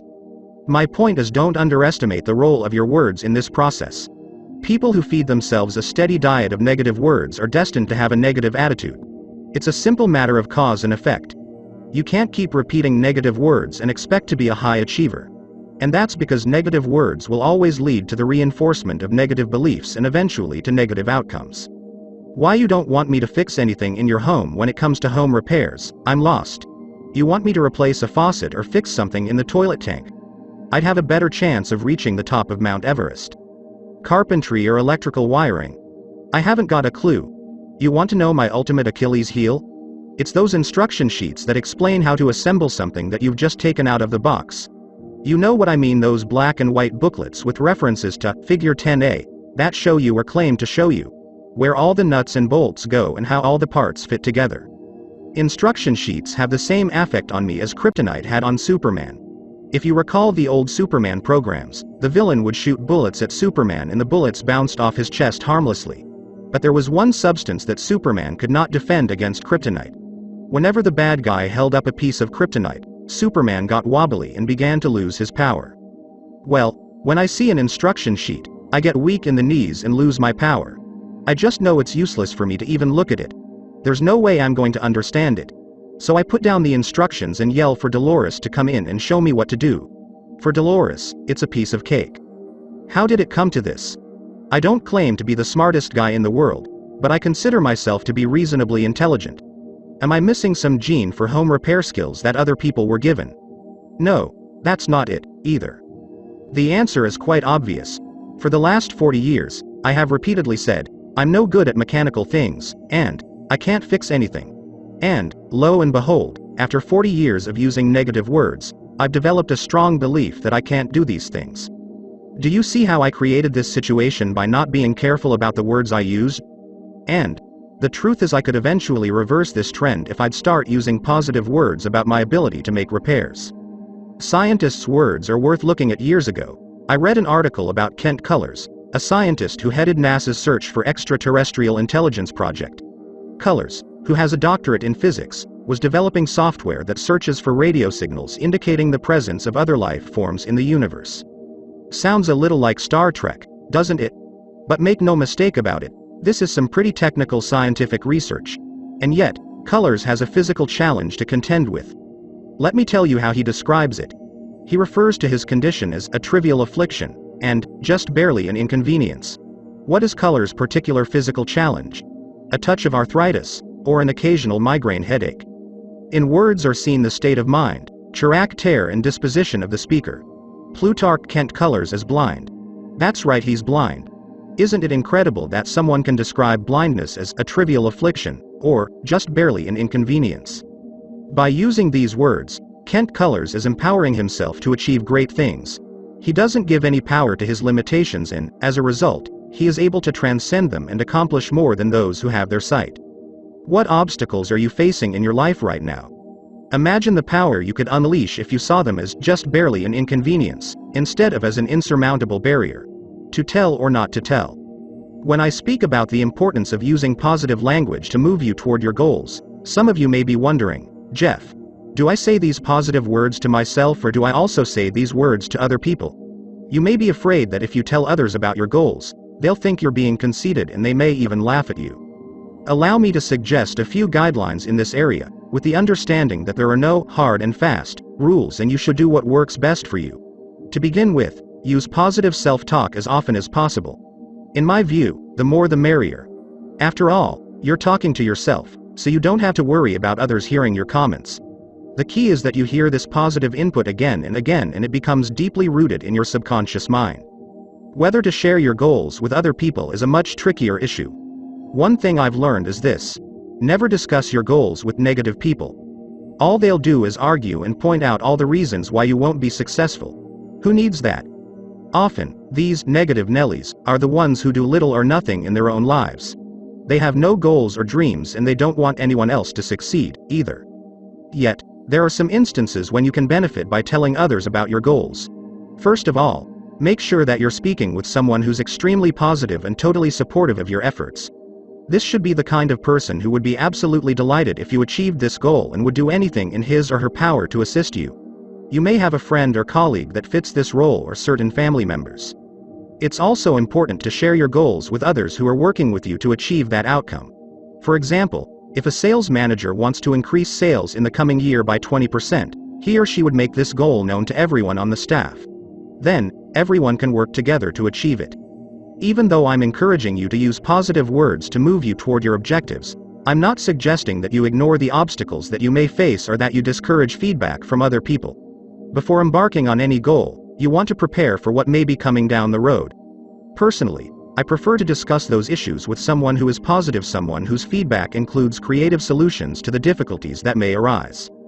Furthermore, I'll only discuss my plans with people who are qualified to render an intelligent opinion on the subject. If you're thinking of going into your own business, it simply makes no sense to consult with your Uncle Elmer, especially if Uncle Elmer is negative and worked for someone else all of his life. What does he know about owning a business? He'll give you a list of reasons not to go into business for yourself. After your little chat with Uncle Elmer, you'll start to doubt yourself. You don't need that kind of help. Words and accountability. There's another reason why, in some cases, you might decide to share your goal with someone else. And that's for accountability. In other words, if I tell others I'm going to do something, then I have to go ahead and do it. Think of this approach as burning your bridges. Let me assure you, I'm not a believer in burning bridges when it comes to personal or business relationships. But sometimes the only way to move forward in life and to achieve an ambitious goal is to cut off all avenues of retreat. This can be a very useful strategy. We may tell a friend that we're going to work out at the gym 3 times this week, knowing that at the end of the week, this friend will ask whether we did, in fact, go to the gym 3 times. An even more dramatic example is that of well-known motivational speaker Zig Ziglar. Ziglar decided to go on a diet and reduce his weight from 202 pounds to 165 pounds. At the same time, he was writing his book See You at the Top. The people who always talk about a lack of money don't accumulate much of it. Jeff Keller. In the book, Ziglar included a statement that he got his weight down to 165 pounds. This was 10 months before the book went to press. And then he placed an order with the printer for 25,000 copies. Now, remember, at the time he wrote these words, Ziglar actually weighed 202. He put his credibility on the line with 25,000 people. By including a statement that he weighed 165 pounds, Ziglar knew that he had to lose 37 pounds before the book was printed. And he did. Use this strategy selectively. Limit it to those goals that are very important to you and where you're committed to go the distance. Is it risky? You bet it is. But it's a tremendous motivator. Words and emotions. In his best-selling book Awaken the Giant Within, Anthony Robbins devotes an entire chapter to the way in which our vocabulary affects our emotions, our beliefs, and our effectiveness in life. I don't agree with all of Robbins' philosophies, but his observations about the power of words are right on the mark. Robbins is keenly aware of how certain words impact our emotional intensity. For instance, let's say that someone has lied to you. You could react by saying that you're angry or upset. If, however, you used the words furious, livid, or enraged, your physiology and your subsequent behavior would be dramatically altered. Your blood pressure would rise. Your face would turn beet red. You'd feel tense all over. On the other hand, what if you characterized the situation as annoying, or said that you were peeved? This lowers your emotional intensity considerably. In fact, saying that you were peeved, explains Robbins, will probably make you laugh and break the negative emotional cycle completely. You'd be much more relaxed. Robbins gives other examples of how you can lower the intensity of negative emotions. Imagine, for instance, replacing "I've been destroyed" with "I've been set back," or using the phrase "I prefer" instead of "I hate."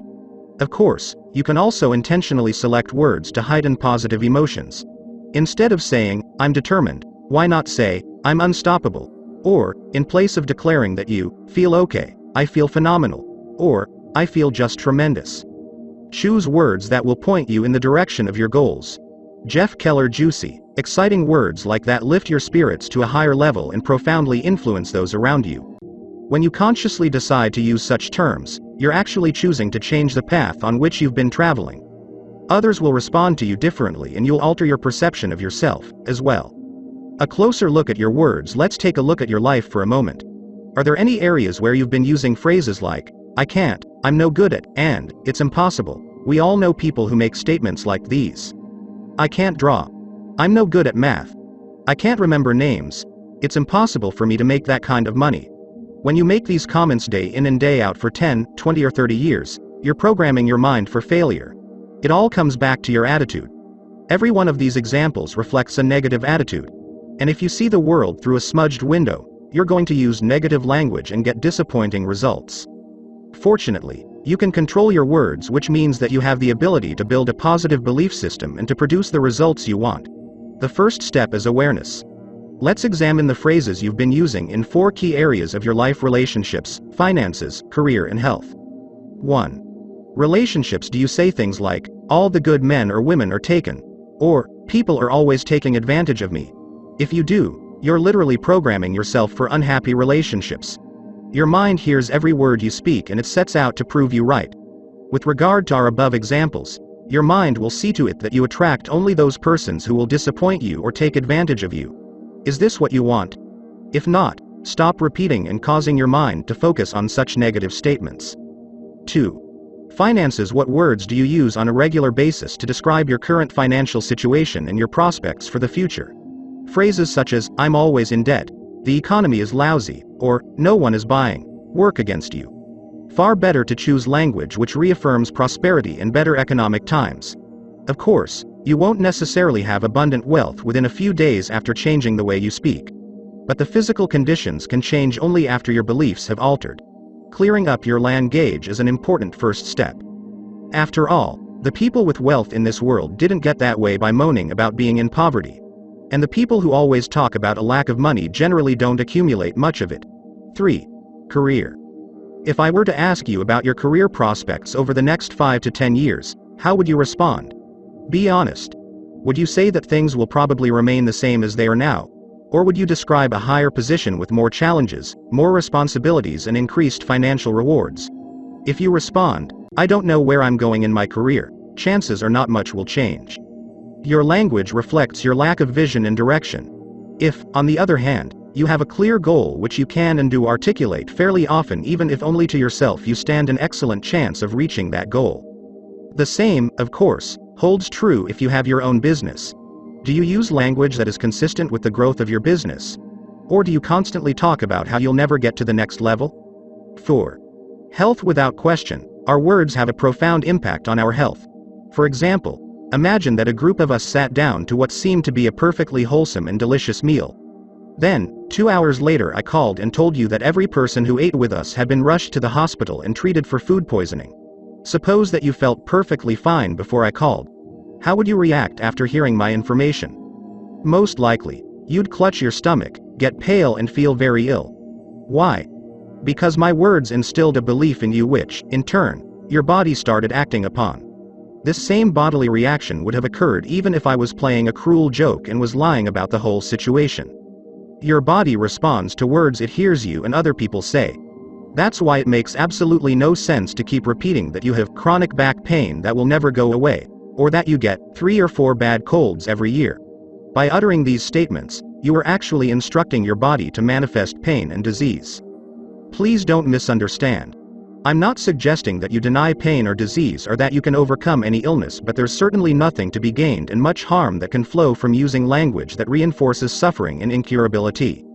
You have a choice. Well, have you thought about the words you use in these 4 areas of your life? When we repeat certain phrases over and over, it's as if a groove is formed in our brain. We keep replaying the same old refrain in our heads like a broken record. The trouble is, whenever you say these words, you just deepen the groove, replaying the same old myths in your mind, strengthening the same old beliefs, and getting the same old results. Recognize, however, that just because you've said things in the past, there's no reason to blindly continue doing so. While it takes some discipline and vigilance on your part to make changes in your language, it's well worth the effort. So, from now on, consciously choose words that will point you in the direction of your goals. Ask a friend to remind you when you slip. Remember, it's up to you to speak in a way that will move you toward what you want in life. Therefore, use words that are consistent with the path you truly wish to be on. Take action along those lines and watch yourself begin to travel in that wonderful direction. Lesson 7. How are you? Your day goes the way the corners of your mouth turn. Unknown. Our answer to the question, how are you, seems like such a small thing.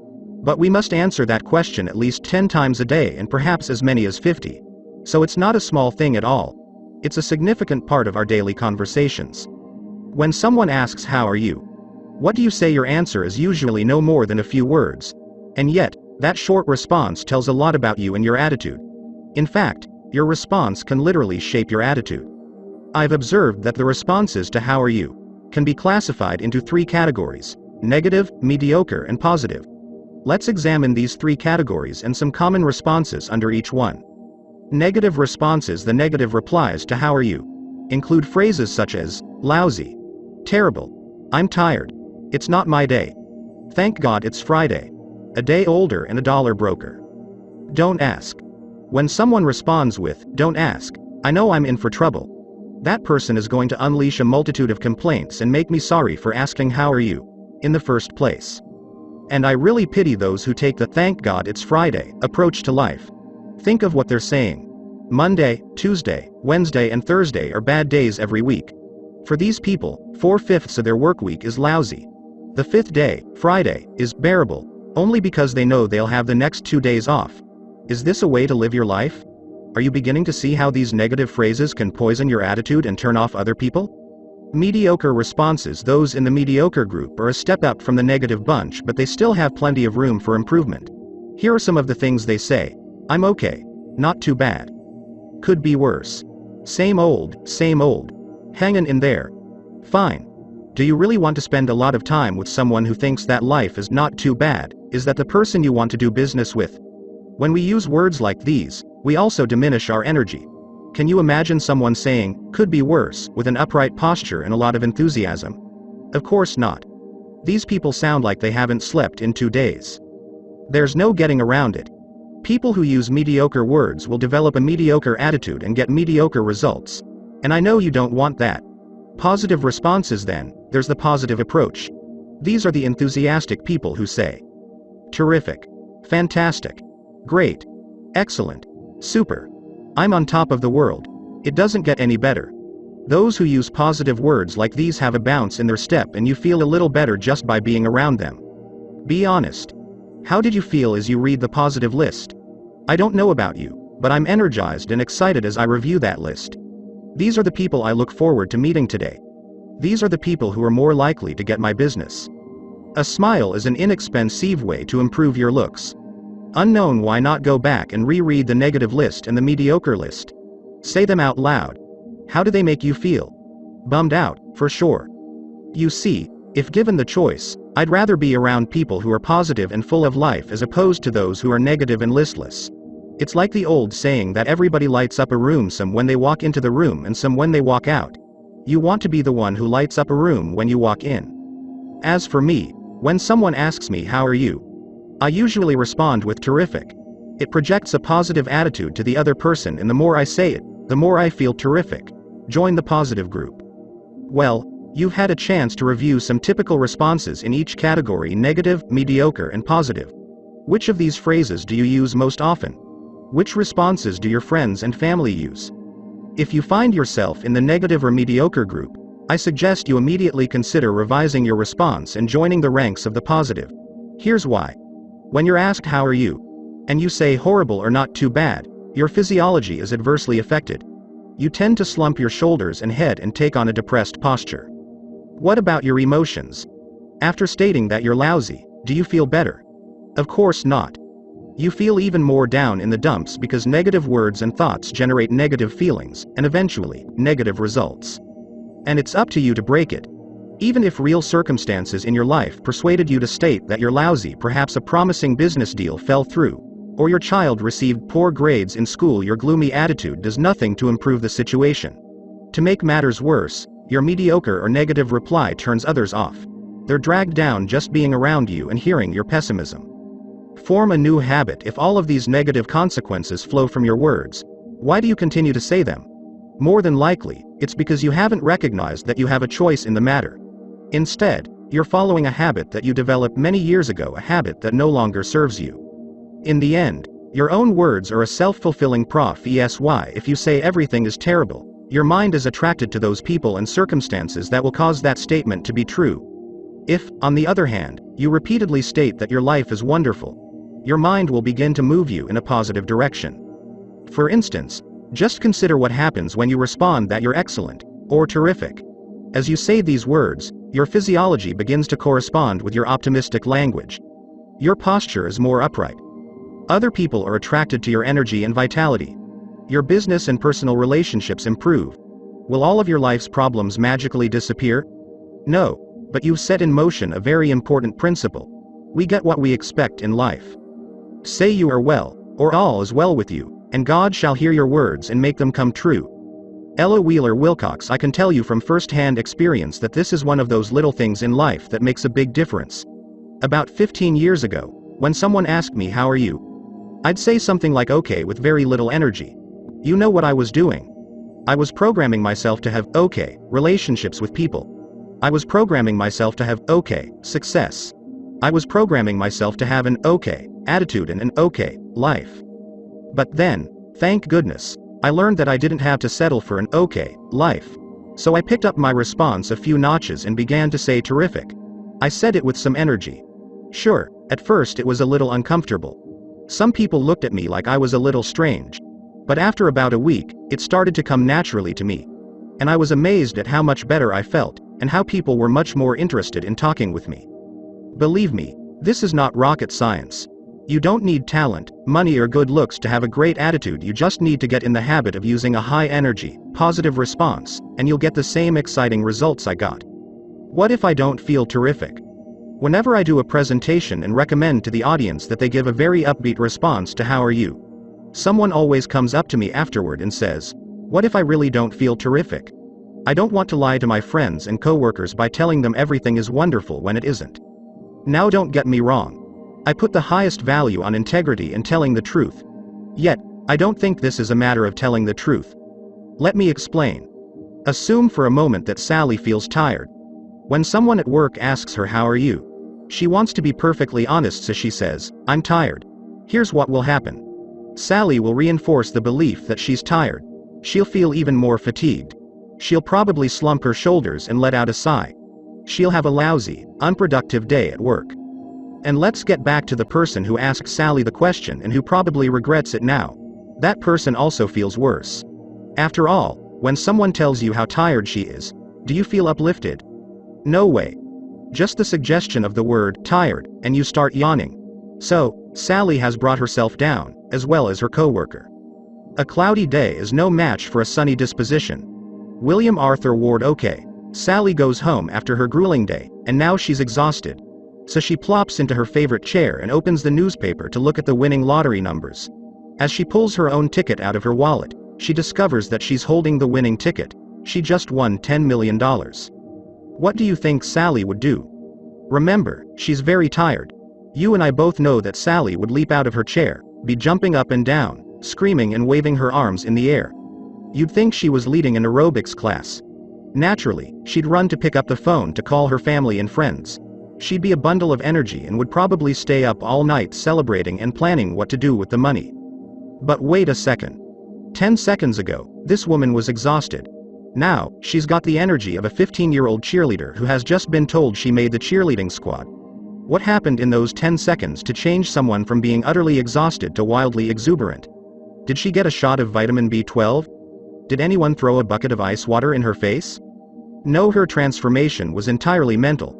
Now I'm not trying to diminish what Sally was feeling. Her fatigue was very real, but it wasn't as much physical as mental. So, was Sally telling the truth when she said she was tired? It really has very little to do with the truth. It's a matter of what Sally chose to focus on. She could concentrate on feeling tired. That was one option. On the other hand, she could have thought about the many blessings in her life and felt very fortunate and energized. How we feel is very often a subjective matter. When we tell ourselves that we're tired, we feel tired. When we tell ourselves that we feel terrific, we feel energized. As you'll recall from Lesson 2, we become what we think about. Respond with enthusiasm for the next month. Try this experiment. When anyone asks how are you, whether it's someone at work or a cashier at the store, respond with energy and enthusiasm that you're great, or terrific. Say it with a smile and a sparkle in your eye. It doesn't matter whether or not you completely and totally feel terrific at that moment. Simply apply the act as if principle. In other words, if you want to be more positive, act as if you already are, and pretty soon, you'll find that you have, in fact, become more positive. Don't worry if you feel a little uncomfortable saying these words at the beginning.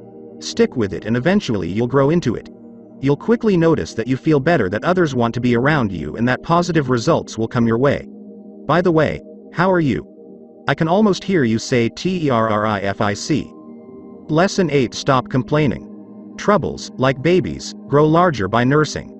Lady Holland, how do you feel when someone unloads all of his problems and complaints on you? Not very uplifting and energizing, is it?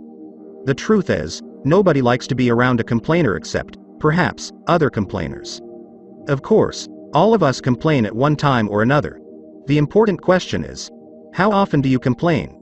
If you're wondering whether you complain too much, simply ask your friends, relatives or coworkers. They'll let you know. Now, when I say complain, I'm not talking about those instances when you discuss your problems in an attempt to search for solutions. That's constructive and commendable. And I'm not referring to those occasions when you share your life experiences, including disappointments, with friends or relatives in the context of bringing them up to date on the latest developments in your life. After all, part of being human is sharing our experiences and supporting each other. Nobody wants to hear about your aches and pains. Maybe a few examples will give you a better idea about the kind of complaining that's counterproductive. One of the most common areas of complaint is the subject of illness. In this category are comments such as, "My back is killing me," or, "I have a terrible sinus headache."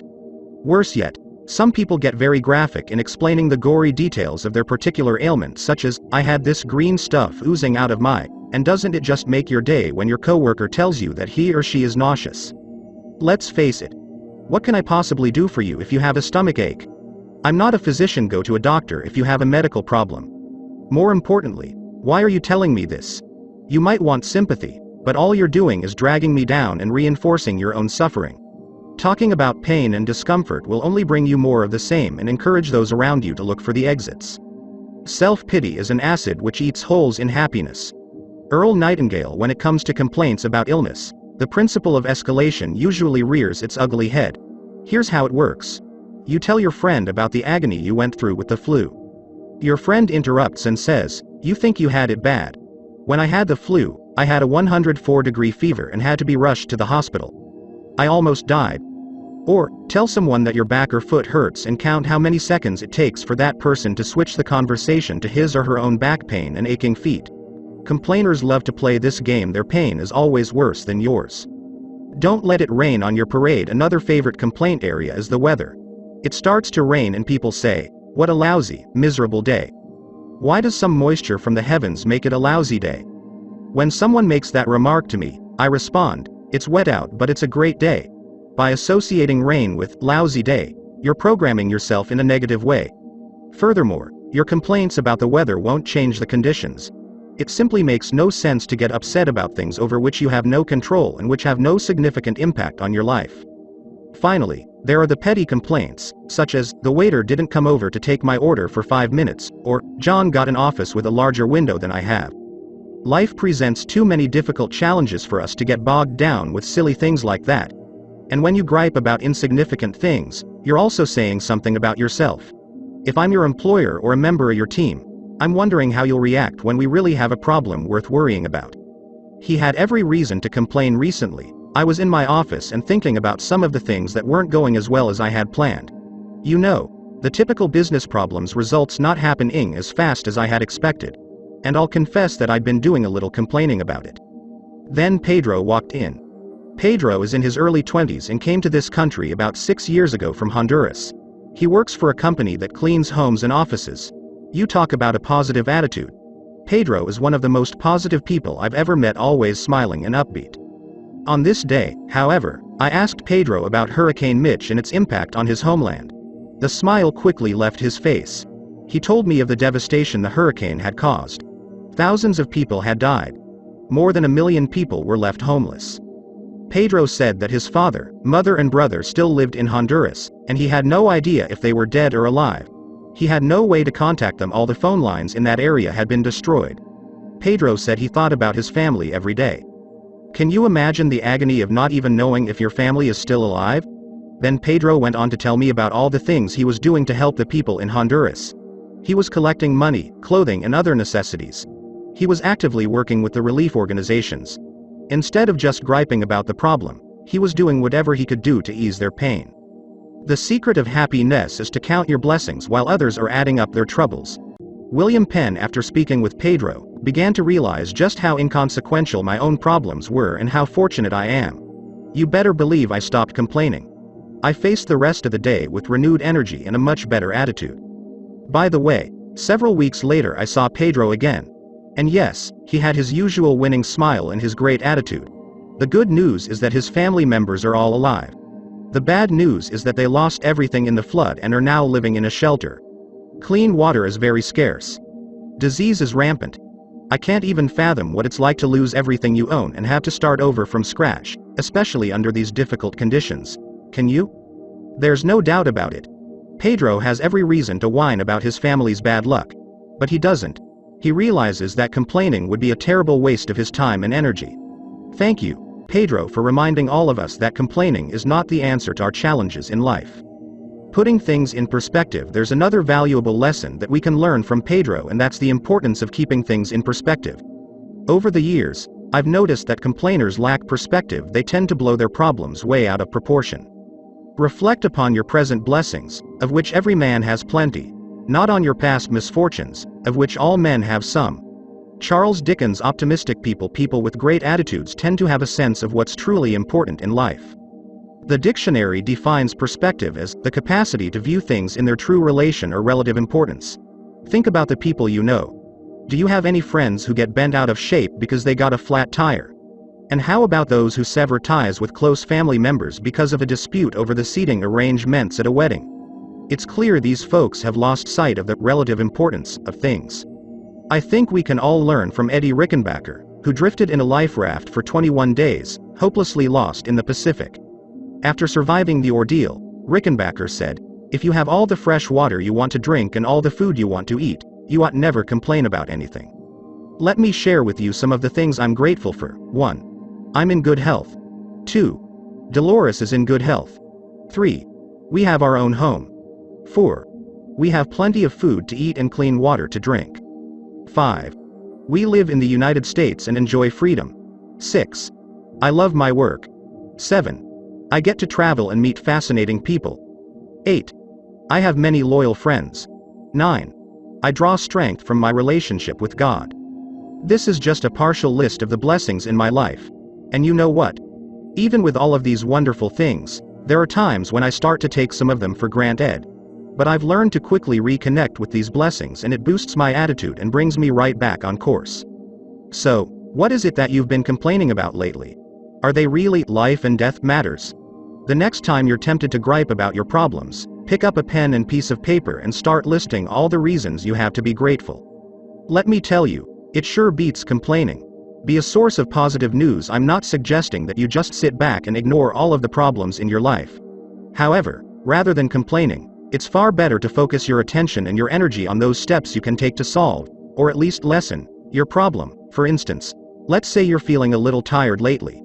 Instead of telling everyone how lousy you feel, make an effort to exercise more regularly or get to bed a little earlier. If you all wrapped up in yourself, you overdressed. Kate Halverson to review. Complaints work against you in 3 ways.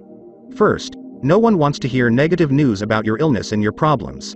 Second, complaining reinforces your own pain and discomfort. So why keep replaying painful, negative memories? Third, complaining, by itself, accomplishes nothing and diverts you from the constructive actions you could be taking to improve your situation. It's been said that 90% of the people don't care about your problems and the other 10% are glad you have them. Seriously though, all of us can cut down on our complaining. From now on, let's do ourselves and others a favor and make our conversations uplifting. The people who don't complain very much and those who speak positively are a joy to be around. Decide to join that group so people won't have to cross the street when they see you coming. Lesson 9. Associate with positive people. A mirror reflects a man's face, but what he is really like is shown by the kind of friends he chooses. From the Living Bible, Proverbs chapter 27. In high school, Mike spent a lot of time with a bunch of guys in his neighborhood. According to Mike, these guys just liked to sit on the front porch and watch cars go by. They had no goals and no dreams. They were always negative. Whenever Mike suggested they do something new, the others would discourage him. It's stupid, or not cool, they told him. Mike just went along with them, so he could remain part of the group. When Mike went off to college, he still ran into some negative people. But he also met people who were positive, who wanted to learn, who wanted to achieve things. Mike decided to spend his time with the positive people. Almost immediately, Mike started to feel much better about himself. He developed a great attitude. He began to set goals. And I'm happy to tell you Mike now runs his own successful video production company and has a wonderful family. One by one, he is accomplishing all of the goals he has set. When I asked Mike what happened to his high school friends, he told me, they still live in the same neighborhood. They're still negative. And they're still doing nothing with their lives. Mike added, I'd never be where I am now if I kept hanging out with those guys. I'd still be at the corner deli playing pinball. Mike's story is a great reminder about the influence others have on our lives. And yet sometimes we get in the habit of being with certain people and we just don't think about the consequences. Have you ever heard the axiom, tell me who you hang out with and I'll tell you who you are? There's a lot of wisdom in that simple statement. Have you given much thought to how this principle has been molding and shaping your life? Think back to when you were growing up. Do you remember how concerned our parents were about who we hung out with? Our mom or dad wanted to meet our friends and know all kinds of details about them. Why? Our parents knew that we'd be greatly influenced by our friends, that we'd tend to pick up some of their habits and that we'd probably do the things our friends were doing. Our parents were concerned for good reason. And I'll bet that if you have children, you closely watch their friends because of the impact these youngsters will have on your children. Toxic people and nourishing people. In today's literature, we see the terms toxic people and nourishing people. As you might expect, toxic people are the ones who always dwell on the negative. The dictionary defines toxic as poisonous. Toxic people continually spew their verbal poison. In contrast, the dictionary definition of nourishing is to promote the growth of. Nourishing people are positive and supportive. They lift your spirits and are a joy to be around. Toxic people will always try to drag you down to their level. They hammer away at you with all of the things you can't do and all of the things that are impossible. They barrage you with gloomy statements about the lousy economy, the problems in their life, the problems soon to be in your life, and the terrible prospects for the future. If you're lucky, they might even throw in a few words about their aches and pains. We become part of what we are around. Unknown, after listening to toxic people, you feel listless and drained. Motivational speaker Les Brown refers to these people as dream killers. Psychologist Jack Canfield describes them as energy vampires, because they suck all the positive energy out of you. Have you ever been with a negative person and felt as if that individual were physically taking energy from you? I think we've all had that experience many times. One thing is certain. Spend time with toxic people and their negative messages will wear you down. On the other hand, how do you feel when you're around people who are positive, enthusiastic, and supportive? You're energized and inspired. There's something truly amazing about positive people. They seem to have a positive energy that lights up a room. When you're around them, you start to pick up their attitude and you feel as if you have added strength to vigorously pursue your own goals. When I think about positive people, my friend John Lisicich immediately comes to mind. Whenever I speak with John, I feel like I can conquer the world. John is simply the most positive person you could ever meet. I like to think of myself as a very positive person. On a scale of 1-10, with 10 being the most positive, I'd probably give myself a 9.5. I'd have to give John Lisicich a 14. He's just off the charts. He's always positive, always enthusiastic. And he gives a tremendous lift to everyone who crosses his path. His attitude inspires people to greatness. Can you see how your attitude might improve if you had a friend like John in your life? Those silly songs on the radio, I'm sure it has happened to you many times. You hear a song on the radio, and you say to yourself, what a ridiculous song. Later that day, you hear the same song again. The following day, you hear that song a few more times. As the song climbs the charts, you can't get away from it. You hear it several times each day for a week. Then something incredible happens. You're sitting at home and all of a sudden, you start to hum or sing that silly song. If, at that very moment, I were to ask you what you think of the song, you'd tell me, it's horrible. Then why on earth are you singing it? The reality is, whatever you hear over and over will be at the forefront of your consciousness. As you also know, once that song becomes less popular and isn't played as frequently on the radio, you'll tend to think about it and sing it to yourself. Much less often. There's an important lesson here. The mind tends to dwell upon whatever is repeated over and over. Unfortunately, the mind doesn't discriminate between messages that are good for us and those that are harmful. If we hear something often enough, we will tend to believe it and act upon it. Just as a song repeated many times will get us thinking about that song, so too will repeated thoughts about success get us thinking about success. Your friends will stretch your vision or choke your dreams. Unknown, so if we'll make sure to fill our mind with positive messages, we're going to be more positive and move forward boldly to achieve our goals. The more positive reinforcement, the better. And where can we get this positive reinforcement? Well, one way is to read motivational books. Congratulations, because you're doing that right now. In addition, we can listen to motivational tapes and spend lots of time with positive people. Smokey's sponge theory. I've learned a lot about attitude and the importance of surrounding myself with positive people from my friend Glenn, Smokey, Stover. Smokey worked in sales for 45 years in the cemetery and funeral home industry. While this may sound like a gloomy field, let me assure you that Smokey is a positive dynamo. Every time I get off the phone with Smokey, I feel terrific. Smokey explained to me that human beings are like sponges. We soak up whatever people around us are saying. So, if we spend time with someone who's negative, we sponge up the negatives and it affects our attitude. Of course, the reverse is also true. When we hang around positive people, we soak up the positive. We feel better and perform better. I once asked Smokey, "What do you do if you're speaking with a negative person?" He said, "I get away from that person as soon as I can. I'll say something like, 'Gosh, it's been good to see you, Charlie,' and I move on to another person."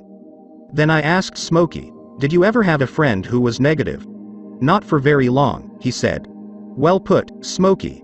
Evaluate your friendships. It's crucial that you evaluate your friendships from time to time, even those you've maintained for many years. Trust me, this isn't a minor issue. Those who occupy your time have a significant impact on your most priceless possession, your mind. Are you surrounding yourself with negative friends and spending a lot of time with them in your leisure hours? If so, I'm going to ask you to think about spending much less time with these people, or even no time at all with them. Sounds harsh, doesn't it? After all, I'm suggesting that you limit or eliminate your involvement with some long-standing friends.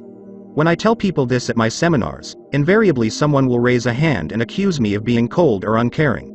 The audience member will typically say, "Shouldn't we try to help?" Are negative friends instead of dumping them? Are the things around you helping you toward success, or are they holding you back?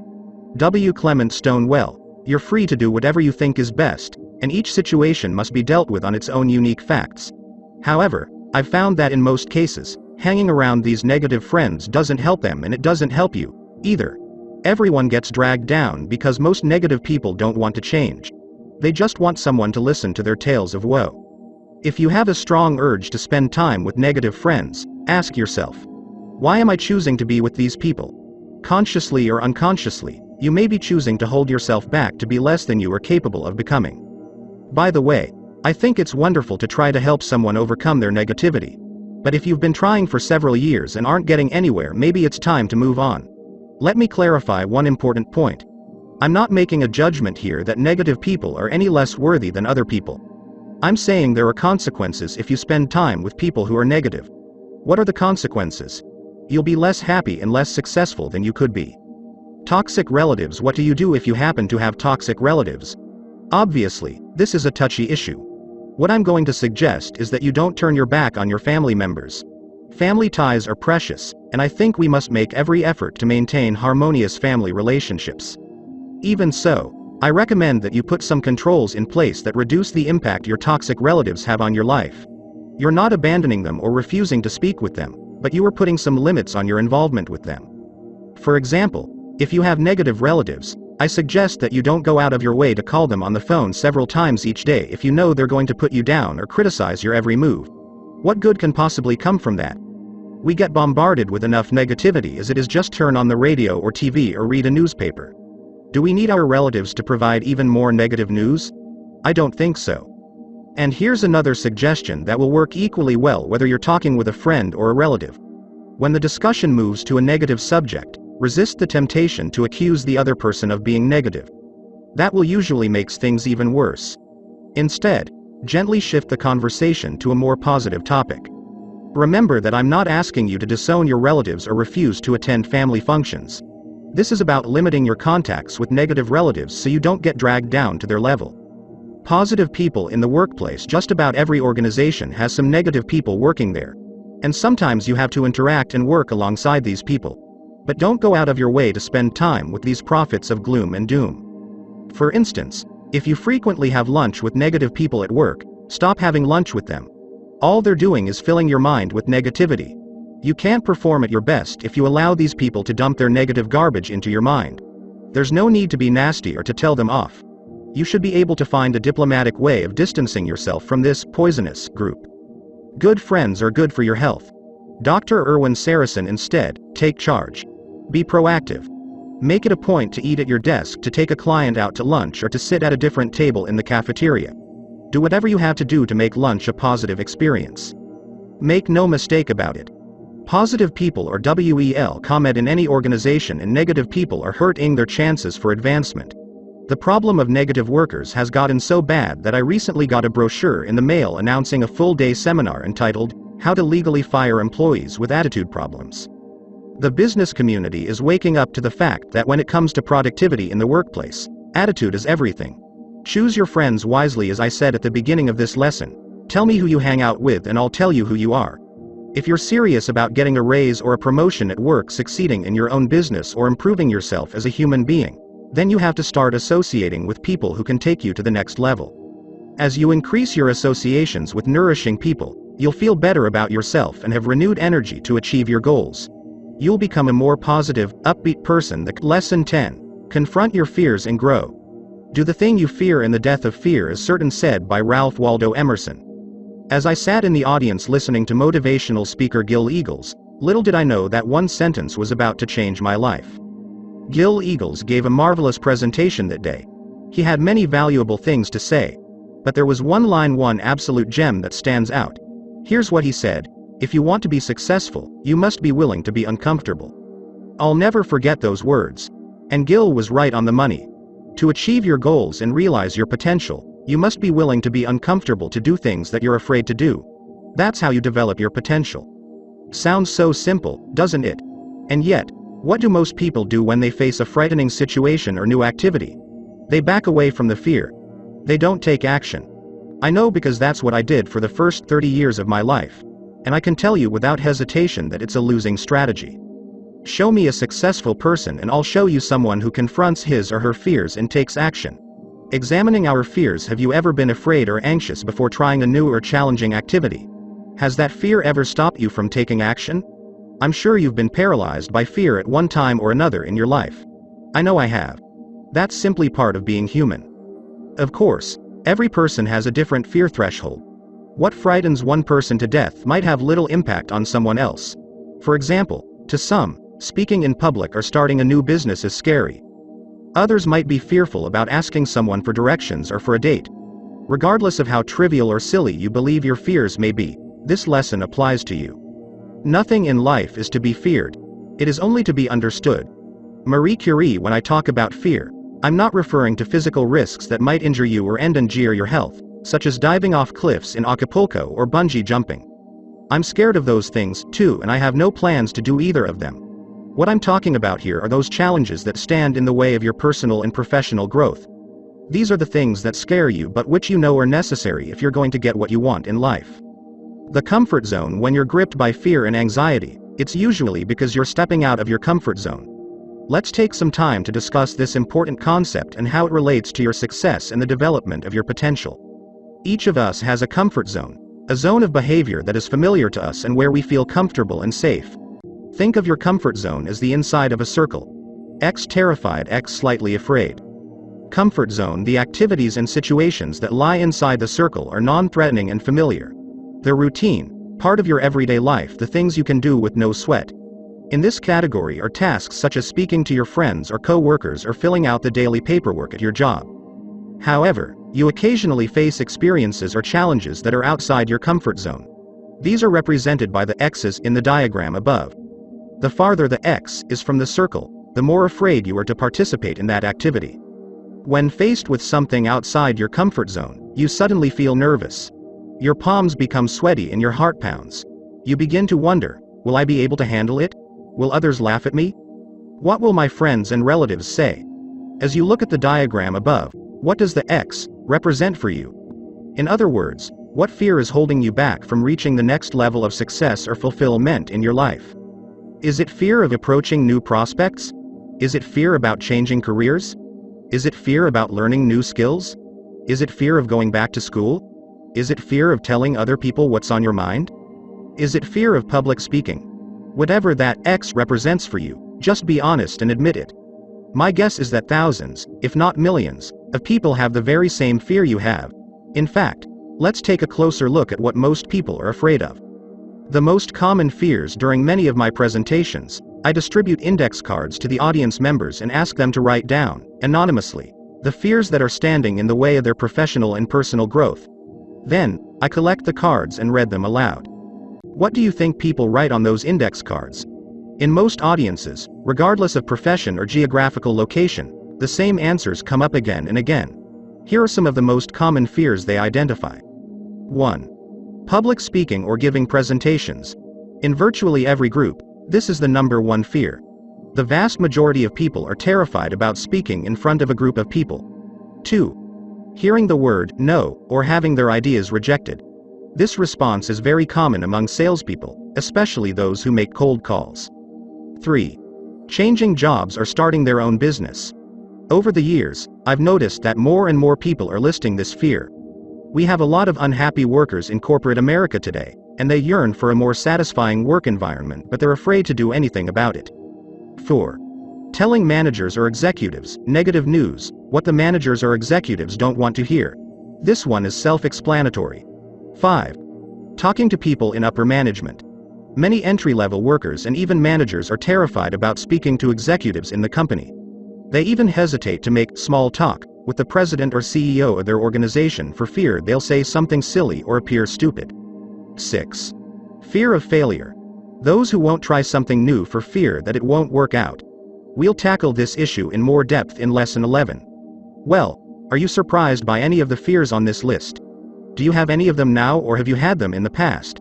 The truth is, the overwhelming majority of people experience these fears at some point in their lives. And if you have some fears that weren't on this list, don't worry about it.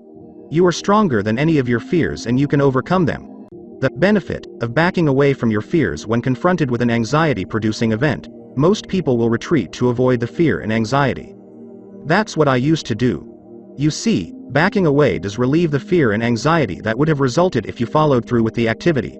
For instance, if someone asks you to make a presentation within your company, and you decline, you save yourself the sleepless nights you'd have worrying about it and the nervousness you'd experience in the days leading up to the presentation.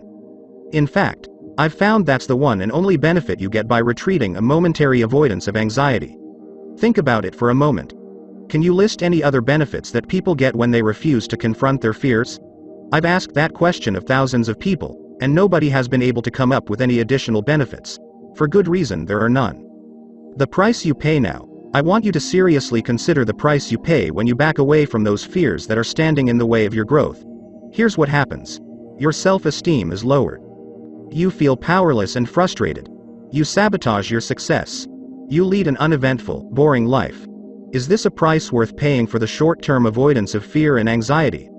Most of us are indeed willing to pay this dear price, simply to avoid temporary discomfort and possible ridicule from others. Trust me, folks, this is insane. In the long run, retreating is not the best way to handle your problem. You'll never be highly successful or develop your talents to the fullest unless you're willing to confront your fears. My high school strategy: when I was in high school, I was pretty shy and didn't feel very good about myself. But I was never rejected when it came to asking someone for a date. If you were looking at me now, you'd probably be thinking, he's not bad looking, but he's certainly no Tom Cruise. My strategy was really quite simple. I never asked anyone out on a date. You see, I wasn't going to let anyone reject me. And what did I accomplish? I felt horrible about myself. I knew that I had wimped out. I felt powerless, and as you can imagine, I didn't have a full social calendar. I was sabotaging my success. He who loses wealth loses much. He who loses a friend loses more, but he who loses courage loses all. Miguel de Cervantes. Because I refused to face my fear, I remained in the background while most of my friends and classmates went out on dates. How do you think that made me feel? Pretty lousy, just as you'd expect. In case you're wondering, I did have a few dates during that period of my life, but only when other people arranged them. I wasn't going to allow anyone to say no to me. In reality, I was saying no to myself. Can you see how my strategy of backing away from my fears worked against me? Now, it's true that if I had asked some people for a date in high school, a few of them might have said no. But you know what? I wouldn't have died. I could have asked another person and another, and eventually I would have gotten a yes. It wasn't until college that I began to take some baby steps to confront this fear of rejection. Little by little, I gained more confidence. And in law school, I had the good fortune to meet Dolores, and we've been married for 18 years. A new life. I'm really no different from you. I have my fears, just as you do. And when I look back at the first 30 years of my life, you know what I see? I see someone who achieved some degree of success as an attorney. But I also see someone who was shy, insecure, scared and self-conscious. Does that sound to you like someone who's a motivational speaker? What turned my life around and improved it a million-fold is that I learned to confront my fears and take action. I realized after years of frustration and disappointments that hiding from my fears wasn't getting me anywhere, and it would never get me anywhere. Of course, I wouldn't have confronted my fears if I hadn't first developed a positive attitude. A can-do attitude provided me with the extra push I needed to take action. When you believe you can do something, you have the courage to move forward despite being afraid. Armed with a great attitude, I decided to become a participant in life and to explore my potential, even though I was scared. From the very beginning, I felt so much better about myself. I had taken control of my life, and all sorts of possibilities opened up for me. Are you beginning to see the incredible rewards you can receive when you're willing to develop a positive attitude and confront your fears? Reframe the situation. If I could give you a way to confront uncomfortable situations without fear or anxiety, you'd be ecstatic and eternally grateful, wouldn't you? Sorry, but there's no such magical solution. I can't wave a magic wand and take away your fears. How then can you muster the courage to do those things that you fear, but which are necessary for your success and growth? The next time you face a scary situation, I suggest you take a different outlook. Most people start thinking, I won't be able to do this well, and other people may laugh at me or reject me. They get hung up about how well they're going to perform. Because of these worries, they decide to retreat. While you should always go in with a positive attitude and prepare beforehand to the extent possible, don't be overly concerned with the result. Consider yourself an immediate winner when you take the step and do the thing you fear. That's right. You're a winner just by entering the arena and participating, regardless of the result. Moving forward even when you're afraid. For instance, let's assume you're afraid to speak in public, but you confront your fear and do it anyway. The moment you get up and speak before the audience, you're a winner. Your knees may be shaking and your voice may be quivering. That doesn't matter. You faced your fear and accepted the challenge. Congratulations are in order. The likely result is that your self-esteem will be enhanced and you'll feel exhilarated. On your first attempt, you won't be hailed as the world's finest speaker. So what? Let's face it. You can't expect to be an accomplished speaker during your first presentation. Were you a great tennis player after your first game? Or a great swimmer the first time you entered the water? Developing any skill takes time. I remember my first motivational speech. That was in 1988, and my performance was nothing to write home about. I gave a free talk to a group of real estate salespeople, and let me tell you, I was terrified. I couldn't take my eyes off my notes. Fortunately, the content of my presentation was very solid and the audience responded well. But I had a long way to go before I could call myself a good speaker. On the second presentation, I was a little better. And when I had done 5 or so presentations, I began to rely less and less on my notes and to develop a stronger connection with the audience. Now, 11 years later, I'm a professional speaker who speaks to thousands of people each year throughout the United States. But let's not forget that it all started with a scared guy who gave a very unimpressive talk in 1988. She followed her dream. I'd like to tell you a story about a woman who knows a lot about breaking out of a comfort zone. Her name is Dottie Berman, and for 32 years Dottie was a high school English teacher in New York. Yet, since the age of 10, she wanted to go into show business. She never gave it serious thought as a career and instead chose the security of teaching, with its regular paycheck and benefits. The only way to escape from the prison of fear is action. While working as a teacher, Dottie began to write songs and perform them. It was just a hobby, but it kept her dream alive. Then, in the late 1980s, Dottie made a decision. She would retire from teaching and pursue a new career as a performer. In the summer of 1988, she submitted her resignation. Then the terror really hit her. She was so scared about venturing into the unknown that she withdrew her resignation and went back to teaching. But something inside Dottie wouldn't let her dream die. 6 months later, in January of 1989, she confronted her fear and retired. At the time, Dottie was in her 50s. In 1992, Dottie developed and performed her own one-woman musical show. The show was based on her fears of leaving a secure teaching job to go into show business. And in the spring of 1998, Dottie, now in her 60s, released her marvelous CD, I'm in Love with My Computer, a collection of witty, inspirational songs. She also performed these songs in a musical revue in a cabaret in New York City and continues to present her programs of original songs and stories in theaters and cabarets as well as for organizations throughout the country. Dottie will be the first to admit that her career transition has been filled with challenges and setbacks. But has it been worth it? According to Dottie, I've never been happier in my life.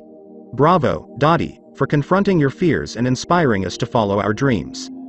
Just do it. Ralph Waldo Emerson offered some simple advice, which, if followed, can transform your life. He said, do the thing you fear and the death of fear is certain. I know this advice makes good sense, but some people are just too afraid to act. Remember my prior words about the steep price you pay when you let your fears dominate you. Running away from your fears is a losing strategy. Jeff Keller. In the end, running away from your fears is a losing strategy. It will only bring you frustration and unhappiness. I can tell you that from personal experience.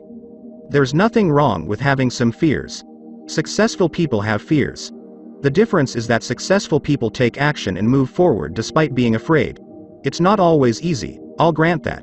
But you'll always feel better about yourself when you face your fears. In the last 14 years, I've had the privilege of traveling throughout the United States and abroad and of speaking with thousands of people. During all this time, I haven't met one person who confronted his or her fears, took action and later regretted it. Not a single one. But I've met many people who tell me how much they regret backing away from their fears and letting their dreams die. As my friend Burke Hedges often says, don't be one of those who lets his regrets take the place of his dreams. So, stretch yourself. Confront your fears and be willing to expand your comfort zone. The courage muscle can be developed just like any other muscle with exercise. And when you do an activity outside your comfort zone a few times, you know what happens. That same activity becomes part of your comfort zone. There's another bonus when you're willing to expand your comfort zone. When you push through fear and take action in some areas of your life, you'll develop confidence in other areas, as well. It's true. As I became more comfortable as a speaker, I also became a better salesman, a better businessman, a better listener. The list goes on and on. You can try to dance around it all you want. But you won't develop your abilities to the fullest unless you're willing to be uncomfortable. Life doesn't reward those who refuse to expose themselves to difficulties and challenges. It's important that you put yourself in a position to win, and that means taking action despite fear. Confront your fears and you're on the way to developing your potential and leading the exciting, fulfilling life you deserve. It's a decision you'll never regret. Lesson 11. Get out there and fail. Failure is only the opportunity to more intelligently begin again. Henry Ford. She couldn't pay her credit card bills for 26 years. She moved 25 times looking for work. She was fired 18 times.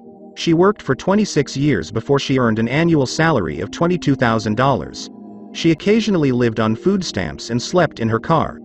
You're probably thinking, if this is a book about success, why are you droning on and on about a woman who had so many failures?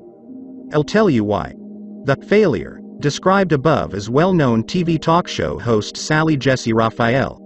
You see, despite all of her setbacks, she refused to give up her childhood dream of a career in broadcasting. She was willing to keep failing until she succeeded. Sally Jessy Raphael has earned millions of dollars and has enjoyed a long and successful TV career. All because she kept a great attitude despite years of failures. In the beginning, how is it that someone like Sally Jessy Raphael can endure 26 years of failure and keep going? If you look back to your own childhood, I think you'll see that you, too, demonstrated tremendous resilience in the face of repeated failures. Remember when you learned how to ride a bicycle? You probably began with training wheels. Eventually, when these crutches were removed, keeping your balance became more difficult. You struggled to stay upright, maybe even falling a few times and scraping yourself. You were learning an important early lesson about failure. As you practiced, it's likely that one of your parents walked beside you shouting instructions, encouraging you and catching you as you lost balance. You were scared but excited. You looked forward to the time when you would succeed, when you would at last ride free on your own. So you kept at it every day, and eventually mastered the skill of riding a bike.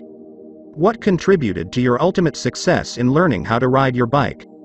Well, persistence and sheer repetition, certainly. You were going to stick with it no matter how long it took. It also helped that you were enthusiastic about what you set out to achieve, that you could hardly wait to reach your goal. And finally, let's not underestimate the impact of positive encouragement. You always knew your parents were in your corner, supporting you, rooting for your success. As a 6-year-old learning to ride your bike, you were optimistic, thrilled, and eager to meet the challenge. You couldn't wait to try again. You knew you'd master it eventually. But that was a long time ago. Yesterday and today. Now let's examine how most adults approach the development of new skills. Would you say they're optimistic, thrilled, and eager to meet the challenge? We both know the answer to that question is no. Let's assume we asked a group of adults to learn a new software program or to switch to another position in the company. How would most respond? They'd try to avoid it. They'd complain. They'd make excuses why they shouldn't have to do it. They'd doubt their abilities. They'd be afraid. What happened to that 6-year-old brimming with vitality and a sense of adventure? How did that child turn into an adult moaning and groaning about learning something new? As adults, most of us become a lot more concerned about the opinions of others, often hesitating because people may laugh at us or criticize us. Success is going from failure to failure without loss of enthusiasm. Winston Churchill, at the age of 6, we knew we had to fall off the bike and get back on to learn a new skill. Falling off the bike wasn't a bad thing. But as we got older, we started to perceive falling off as a bad thing rather than an essential part of the process of achieving our goal. As I pointed out in Lesson 10, it can be uncomfortable to try something new, perhaps even scary. But if you take your eyes off the goal and instead focus your attention on how others may be viewing you, you're doing yourself a grave disservice. To develop a new skill or reach a meaningful target, you must be committed to doing what it takes to get there, even if it means putting up with negative feedback or falling on your face now and then. Successful people have learned to fail their way to success. While they may not particularly enjoy their failures, they recognize them as a necessary part of the road to victory. After all, becoming proficient at any skill requires time, effort, and discipline, and the willingness to persevere through whatever difficulties may arise. These failures make millions of dollars. Take the example of a professional baseball player. As it is today, the player who gets just 3 hits in 10 attempts is at the top of his profession, making several $1 million a year. That's a 70% failure rate, and the fans will no doubt taunt him when he strikes out. And speaking of baseball, what a thrill it was to watch Mark McGwire of the St. Louis Cardinals as he hit 70 home runs during the 1998 season. He's such an exciting player. But did you know that Mark McGwire struck out 155 times in 1998? And for his career, McGwire has hit 457 home runs. Yet, he has struck out 1,259 times. That's almost 3 times as many strikeouts as home runs. When I ask you to name the best basketball player of all time, who comes to mind? I'm guessing that many of you immediately thought of Michael Jordan. He gets my vote. Let me share with you this statistic. Michael Jordan has a career shooting percentage of 50%. In other words, half of the shots he took in his career were failures. The greatest mistake a person can make is to be afraid of making one. Elbert Hubbard, of course. This principle isn't limited to sports. We also know that show business stars and media personalities are no strangers to failure. Many actors invest 10 or 15 years, enduring hundreds of rejections before landing a part that launches their careers. And then, even after achieving some degree of success, they still experience occasional box office flops. On the night he graduated from college, Jerry Seinfeld did his first comedy gig. It was at a comedy club in New York City. He bombed. When asked to describe that evening, Seinfeld said, "It was pretty horrible. It was a terrible sinking feeling." But he didn't quit. He kept performing his stand-up routine at night. He had 5 very tough years. And then he was invited to appear on The Tonight Show with Johnny Carson in 1981. He was a big hit and on his way to an incredibly successful career. In a nutshell, all these individuals realize that success, to a large extent, is a matter of persistence. That is, if you keep trying, keep developing yourself and keep making adjustments along the way, you're going to succeed. You simply need to get enough at-bats, go on enough auditions, visit enough potential clients. Undaunted by failure, I want to tell you about two guys who wrote a book containing a collection of inspirational stories. They figured it would take about 3 months to make a deal with a publisher. The first publisher they approached said, no. The second publisher said, no. The third publisher said, no. The next 30 publishers said, no. Having racked up 33 rejections over a period of 3 years, what do you think they did? They submitted their book to another publisher. The 34th publisher said, yes. And that one, yes, after 33 failures, is what launched the spectacular success of Chicken Soup for the Soul, written and compiled by Jack Canfield and Mark Victor Hansen. If you've been in a bookstore in the last 5 years, I'll bet you've seen that book. There's a good chance that you've read one of the books in the Chicken Soup series. The Chicken Soup for the Soul series has sold over 30 million copies, all because Jack Canfield and Mark Victor Hansen had the determination to fail over and over and to keep going until they succeeded. What sustained Jack Canfield and Mark Victor Hansen through 33 failures? Their attitudes. If these guys had negative attitudes, they would have given up after the first or second rejection, missing out on a pot of gold. But their attitudes remained positive and upbeat failure after failure after failure. What's a good attitude worth? In their case, about $10 million a piece and still counting. No overnight success. Another example of someone who endured years of failure is the phenomenally successful radio host Rush Limbaugh. For years, Rush Limbaugh worked at low-paying jobs and was ridiculed before he made a successful breakthrough. After floundering in radio for 12 years, he was urged to get out of the business. In 1979, he left the radio industry and spent 5 miserable years in a sales job for which he wasn't suited. In 1983, he returned to radio, and the rest, as we know, is history. Success seems to be largely a matter of hanging on after others have let go. William Featherstone, when you get right down to it, there is no such thing as failure. There are only results, some more successful than others. Failure doesn't mean you've reached the end of the line and that success isn't possible. The only time success is impossible is when you quit. Quitting is final. But continued attempts, with commitment and diligence, can be turned into success.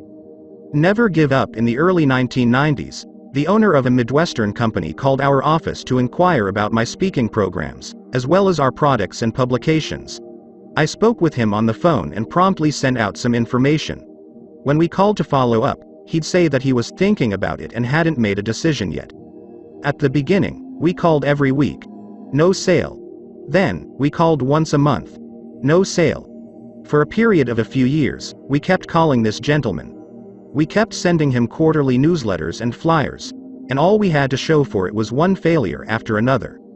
But in the spring of 1998, a representative of his company called our office, and I was hired to present a motivational program at one of their sales meetings. When I met the owner in person, he told me, "I was impressed with your persistence. Someone from your office kept calling me for years and didn't give up." Sure, we put up with years of failure, but it was all worth it when we made that sale. Key questions: if you aren't getting the results you want or have been discouraged by failures, ask yourself these questions. 1. Do I have an unrealistic timetable? Maybe you expect to skip steps and succeed on a grand scale immediately. Success is usually achieved by climbing one step at a time, and you don't always know how long it will take to advance to the next level. So, be patient with yourself and resist the temptation to compare your progress with that of anyone else. You'll advance faster than some, slower than others. Maintain a great attitude, take action, make adjustments, and the results will come. 2. Am I truly committed? Do you have a burning desire to achieve your goal? It's essential that you be willing to do whatever it takes and that you banish any thought of giving up before you accomplish your objective. Of course, it's much easier to be committed when you love what you're doing. Therefore, go after those goals you're passionate about, and harbor no thought of quitting. 3. Do I have too many discouraging influences? Unsuccessful results can be frustrating. That's why we need to surround ourselves with people who support and believe in us. If you hang around with negative people who are highly critical or who are doing very little in their own lives, your energy and enthusiasm will be drained. Therefore, develop a network of individuals to encourage and coach you toward success. 4. Am I preparing to succeed? Success in any endeavor requires thorough preparation. Are you taking steps to learn everything you can about accomplishing your goal? This means reading books, listening to tapes, taking courses and networking with highly successful people in your field. It might mean finding a mentor or getting a coach to work with you. Successful individuals are always sharpening their skills. Those getting unsuccessful outcomes often do the same things over and over without making necessary adjustments. So, be coachable. Accept the fact that you don't already know it all and find resources to keep you on track and moving forward. Would you like me to give you a formula for success? It's quite simple. Double your rate of failure. Thomas J. Watson 5. Am I truly willing to fail? Face it, failure is inevitable. You will encounter defeat prior to succeeding. In our hearts, we know our most valuable lessons come from our failures. Failure is essential for growth.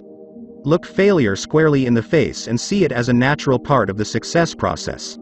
Then, failure will lose its power over you. The truth is, when you're not afraid to fail, you're well on the way to success. Welcome failure as an unavoidable yet vital component in the quest to achieve your goals. Turning failure into success. Your failures are learning experiences that point out the adjustments you must make. Never try to hide from failure, for that approach guarantees that you'll take virtually no risks and achieve very little. As Beverly Sills once remarked, you may be disappointed if you fail, but you are doomed if you don't try. No, you won't close every sale, and you won't make money on every investment. Life is a series of wins and losses, even for the most successful. The winners in life know that you crawl before you walk and you walk before you run. And with each new goal comes a new set of failures. It's up to you whether you treat these disappointments as temporary setbacks and challenges to overcome, or as insurmountable obstacles. If you make it your business to learn from every defeat and stay focused on the end result you wish to attain, failure will eventually lead you to success. Lesson 12. Networking that gets results. You can get everything in life you want if you'll just help enough other people get what they want. Zig Ziglar. When I met freelance copywriter Stu Kamen in the fall of 1990, it set off an incredible chain reaction that would forever impact my business. Let me share with you what happened. In 1992, Stu was a contributing writer with Think and Grow Rich newsletter. At Stu's suggestion, that newsletter ran a front-page story about me and how I went from being a lawyer to a motivational speaker. At the same time, I entered into an agreement with that newsletter where they would sell my Attitude is Everything merchandise through their publication. Thousands of items were sold. Think and Grow Rich newsletter also began to run some of my own articles in their publication. As a result, I got calls from their readers and was hired for several speaking engagements. I also got a letter from one of their subscribers named Jim Donovan, who lived in New York at that time. We became good friends. Jim referred me to Indie Publishing and Resource Books, the publisher of the book you're now holding in your hand. By the way, Jim went on to write 2 great self-help books of his own, Handbook to a Happier Life and This Is Your Life, Not a Dress Rehearsal. If you re positive and enthusiastic, people will want to spend time with you. Jeff Keller. And all of these great things happened because I tapped into Stu Kamen's network and then the Think and Grow Rich newsletters network and then Jim Donovan's network. The power of networking is nothing short of awesome. If given the choice, wouldn't you like to succeed sooner rather than later? Well, networking is a way to leverage your own efforts and accelerate the pace at which you get results. After all, the more solid relationships you build, the greater your opportunities for success.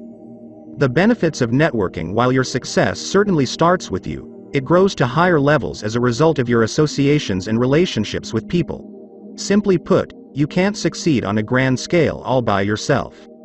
That's why networking is so important. For the purposes of this lesson, let's define networking as the development of relationships with people for mutual benefit.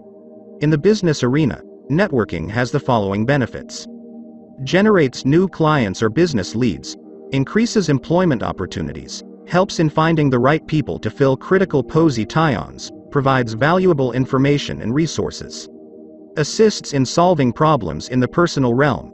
Here's what networking can do for you: enhance your social relationships by introducing you to new friends, help you to become acquainted with people of varying ethnic, cultural and philosophical backgrounds, provide valuable information and resources, contribute to your spiritual growth. Now that we know what networking can do, the question is, What can we do to enhance the effectiveness of our network? Let me pass along 16 techniques that I've found productive. To simplify matters, I've organized them into 4 separate, but related, categories. 1 attitude and action, 2 referrals, 3 communication, and 4 follow-up. Attitude and action. 1. Project a winning attitude. When it comes to networking, attitude is everything. If you're positive and enthusiastic, people will want to spend time with you. They'll want to help you. If you're gloomy and negative, people will avoid you, and they'll hesitate to refer you to their friends and colleagues. 2. Participate actively in groups and organizations. Effective networking and relationship building takes more than paying dues, putting your name in a directory and showing up for meetings. You must demonstrate that you'll take the time and make the effort to contribute to the group. What kinds of things can you do? For starters, you can volunteer for committees or serve as an officer or member of the board of directors. The other members will respect you when they see you roll up your sleeves and do some work. They'll also learn about your people skills, your character, your values, and last, but not least, your attitude. Let's get back to Stu Kamen for a moment. He wanted to build contacts within advertising agencies, so he joined the Long Island Advertising Club in 1994. Stu immediately began to attend the group's meetings. When they asked for volunteers for various projects, Stu raised his hand. He got actively involved. Within 6 months after joining, somebody approached him and said, "We hear good things about you. You're a hard worker and very energetic. Would you like to join our board of directors?" As you might guess, Stu gladly accepted. And within a few months, he began to see a significant increase in his business. In early 1999, Stu told me that well over 50% of his current business can be traced to people he met through the Long Island Advertising Club, proving that people can get big results in a short time by networking effectively. 3. Serve others in your network. Serving others is crucial to building and benefiting from your network. You should always be thinking, how can I serve others? Instead of, what's in it for me? If you come across as desperate or as a taker, rather than a giver, you won't find people willing to help you. Going the extra mile for others is the best way to get the flow of good things coming back to you. Getters don't get, givers get. Eugene Benge. How can you serve others in your network? Start by referring business leads or potential customers. In addition, whenever you see an article or other information that might be of interest to someone in your network, forward the material to that person. When I think of effective networkers, the first name that comes to mind is Mark LeBlanc. Mark gives presentations to business owners who want to grow their business and to salespeople who want to sell more of their products and services. I've referred many people to Mark. Why? He's a talented, service-oriented person who has gone out of his way to encourage me and to help me build my business. Mark has put me in touch with people in his own network who are in a position to help me. He distributes my materials at his presentations. Mark is one of those people who just keeps giving and giving and giving. That's why people want to help Mark, and that's one reason why his own business is growing. As the Bible says, "Give and it shall be given unto you." That's the truth. Referrals. 4. If you refer someone, make sure that the person mentions your name as the source of the referral. Be explicit. Let's assume you're about to refer John Smith to your graphic designer, Jane Jones. You might say to John, "Give Jane a call, and please tell her that I referred you." In some instances, you may even call Jane and let her know that John Smith will be contacting her. Then, the next time you see or speak to Jane, remember to ask if John called and how it turned out. You want to reinforce in Jane's mind that you're looking out for her and helping her to grow her business. 5. Be selective. Don't refer every person you meet. Respect the time of those in your network. Referring unqualified leads will reflect poorly on you. Ask yourself whether or not a particular referral is really going to be of value to your network partner. Keep in mind that the key is the quality, not quantity, of the leads you supply. Communication. 6. Be a good listener. Have you ever been speaking to someone who goes on and on about himself and his business and never takes a moment to ask about you? We've all run into the me types, and they're the last people you want to help. So, in your conversations, focus on drawing other people out. Let them talk about their careers and interests. In return, you'll be perceived as caring, concerned, and intelligent. You'll eventually get your turn to talk about yourself. Sure, this is Dale Carnegie 101, but it works. 7. Call people from time to time just because you care. How do you feel when someone calls you on the phone and says, "Hey, I was just thinking about you and was wondering how you're doing"? I'll bet you feel like $1,000,000. If that's the case, why don't we make these calls more often? Every now and then, make it a point to call people in your network simply to ask how they're doing and to offer your support and encouragement. That's right, call just because you care and because that's the way you'd like to be treated. Every December, I pick up the phone and call certain clients I haven't spoken with for a long time. Many of these people haven't ordered anything from my company in years. My call is upbeat and my only agenda is to be friendly. I don't try to sell them anything. I appreciate the business they've given me in the past, and I just want to hear how they're doing, personally and professionally. You can succeed best and quickest by helping others to succeed. Napoleon Hill. If business comes from these calls, that's great. If business doesn't come from these calls, that's great. Year after year, I do get business as a result of making these calls. Someone will say, "I need to order more of those attitude as everything lapel pins," or, "Our company is having a sales meeting in 6 months, and they may want you to do a presentation." Please understand that this isn't manipulation or a sales tactic on my part. I'm not expecting these people to give me business. I really care about how they're doing. Business is simply a byproduct of reconnecting with them. 8. Take advantage of everyday opportunities to meet people.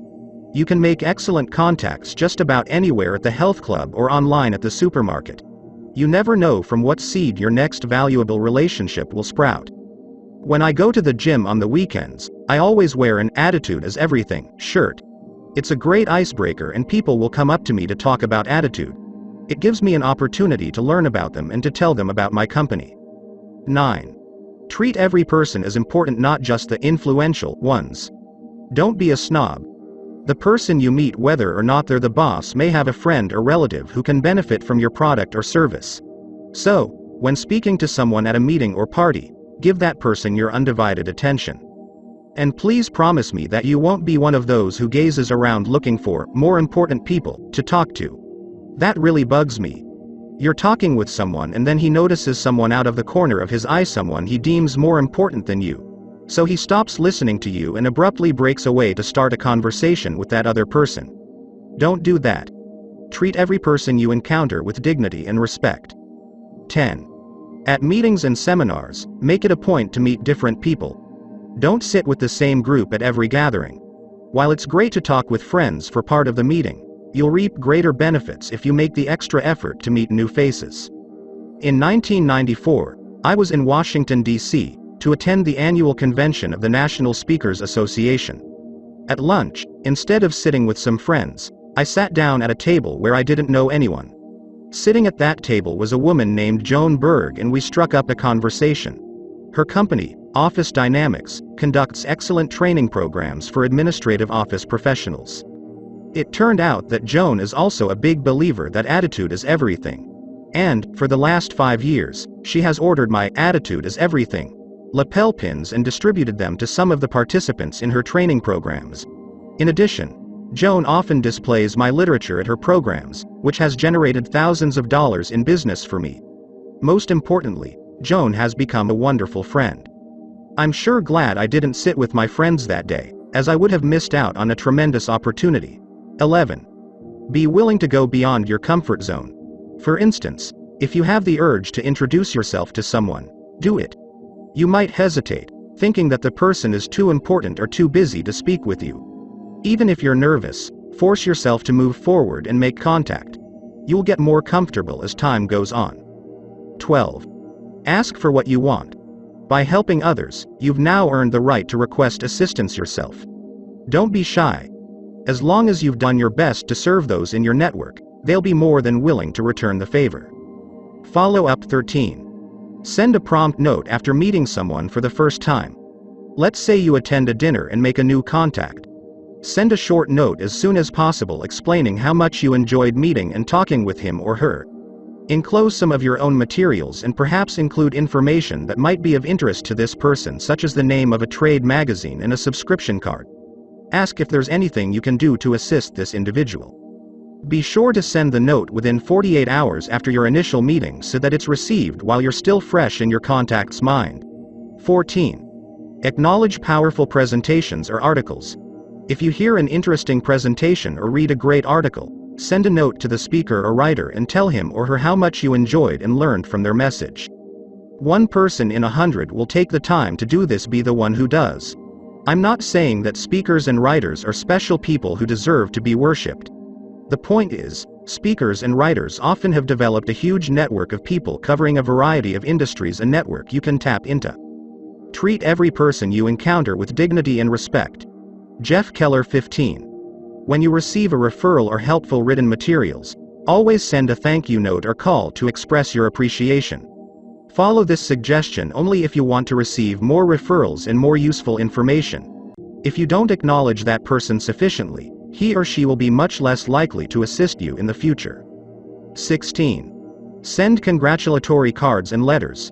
If someone in your network gets a promotion, award, or celebrates some other occasion, for example, a marriage or birth of a child, write a short note of congratulations. Everyone loves to be recognized, yet very few people take the time to do this.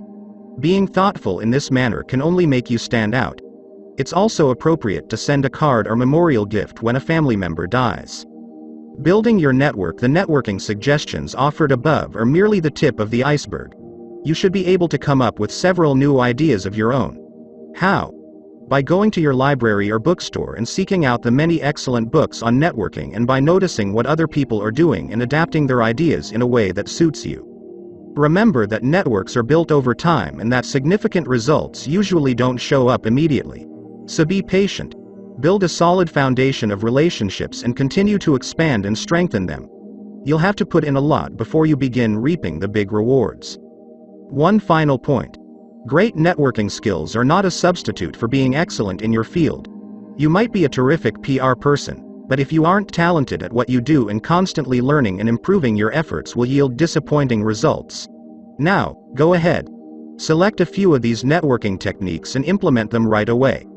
Get to work serving and improving your network. Then you will truly have an army of troops working to help you succeed.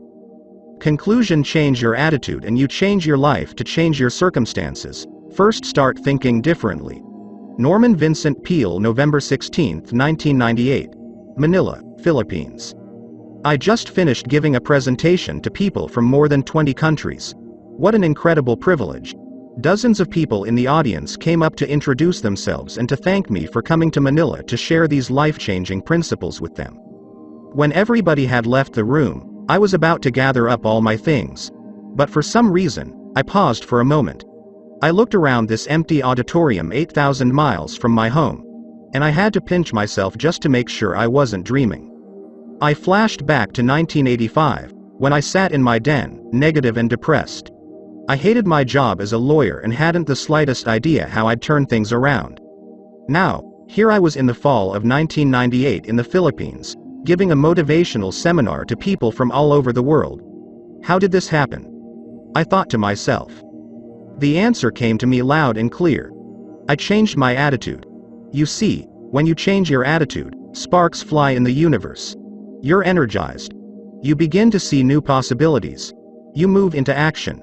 You achieve extraordinary results. That's why I say when you change your attitude, you change your life.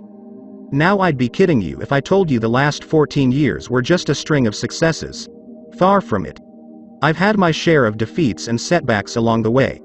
But the success principles I've discussed in this book are what have given me the courage, the guidance and the strength to keep moving forward. Take control of your life. I applaud you for taking the time to read this book. It shows that you're truly interested in developing your incredible potential. Yet, reading this book is only the first step to living the life you want to live. When you focus on these ideas and take action to implement them, you're on the way to creating some exciting breakthroughs in your life. Act as if it were impossible to fail. Dorothea Brand. You may have seen statistics that only about 5% of the population reaches a high level of success. Why is that? After 14 years of research, I'm convinced it comes down to this. It's the rare individual who applies the success principles discussed in this book on a daily basis. It's the rare individual who consistently maintains a positive attitude, knowing that his thoughts will become his reality. It's the rare individual who watches the words he uses, knowing that he's programming his mind for success, mediocrity or failure. It's the rare individual who has the guts to confront her fears, because that's where her potential will be developed by doing things she's afraid to do. It's the rare individual who looks for the silver lining in every dark cloud. And it's the rare individual who makes a commitment, follows through with a positive attitude and has the persistence to get the job done. I challenge you to be one of those rare individuals. You have the potential to become more than you ever dreamed. You have greatness within you, and your attitude is the key to unlocking that potential. Changing my attitude changed my life. And if a better attitude can work miracles in my life, it can work miracles in yours. I'd like to share with you these words from Dr. Charles Swindoll, who captured the essence of attitude and how it dominates the direction of our lives. The longer I live, the more I realize the impact of attitude on life. Attitude, to me, is more important than facts. It is more important than the past, than education, than money, than circumstances, than failures, than successes, than what other people think or say or do. It is more important than appearance, giftedness or skill. It will make or break a company, a church, a home. The remarkable thing is we have a choice every day regarding the attitude we will embrace for that day. We cannot change our past, we cannot change the fact that people will act in a certain way. We cannot change the inevitable. The only thing we can do is play on the one string we have, and that is our attitude. I am convinced that life is 10% what happens to me and 90% how I react to it. And so it is with you. We are in charge of our attitudes. Pretty powerful words, aren't they? Do what Charles Swindoll suggests and play on the one string you have, your attitude. Now is the time to take control of your attitude. Now is the time to start creating miracles in your own life. Go ahead, believe in yourself. Have the courage and persistence to follow your dreams. And above all, never, never forget that attitude is everything. May God bless you on your journey. About Jeff Keller. Jeff Keller, president of Attitude is Everything, Inc., works with organizations that want to develop achievers and with people who want to reach their full potential. Jeff is a speaker, seminar leader and writer in the area of motivation and human potential. For more than 14 years, he has delivered his uplifting presentations to businesses, organizations, groups and educational institutions. Jeff communicates with sincerity, clarity and impact in a way that touches the minds and hearts of those in the audience. Each presentation or seminar is specifically designed to meet the needs of the business or organization being served. He is the author of 2 highly acclaimed publications: Attitude is Everything newsletter and the free monthly email newsletter, A Circumflex Euro Oria Euro S to Your Success. A Circumflex Euro. Jeff is a member of the National Speakers Association and lives in New York.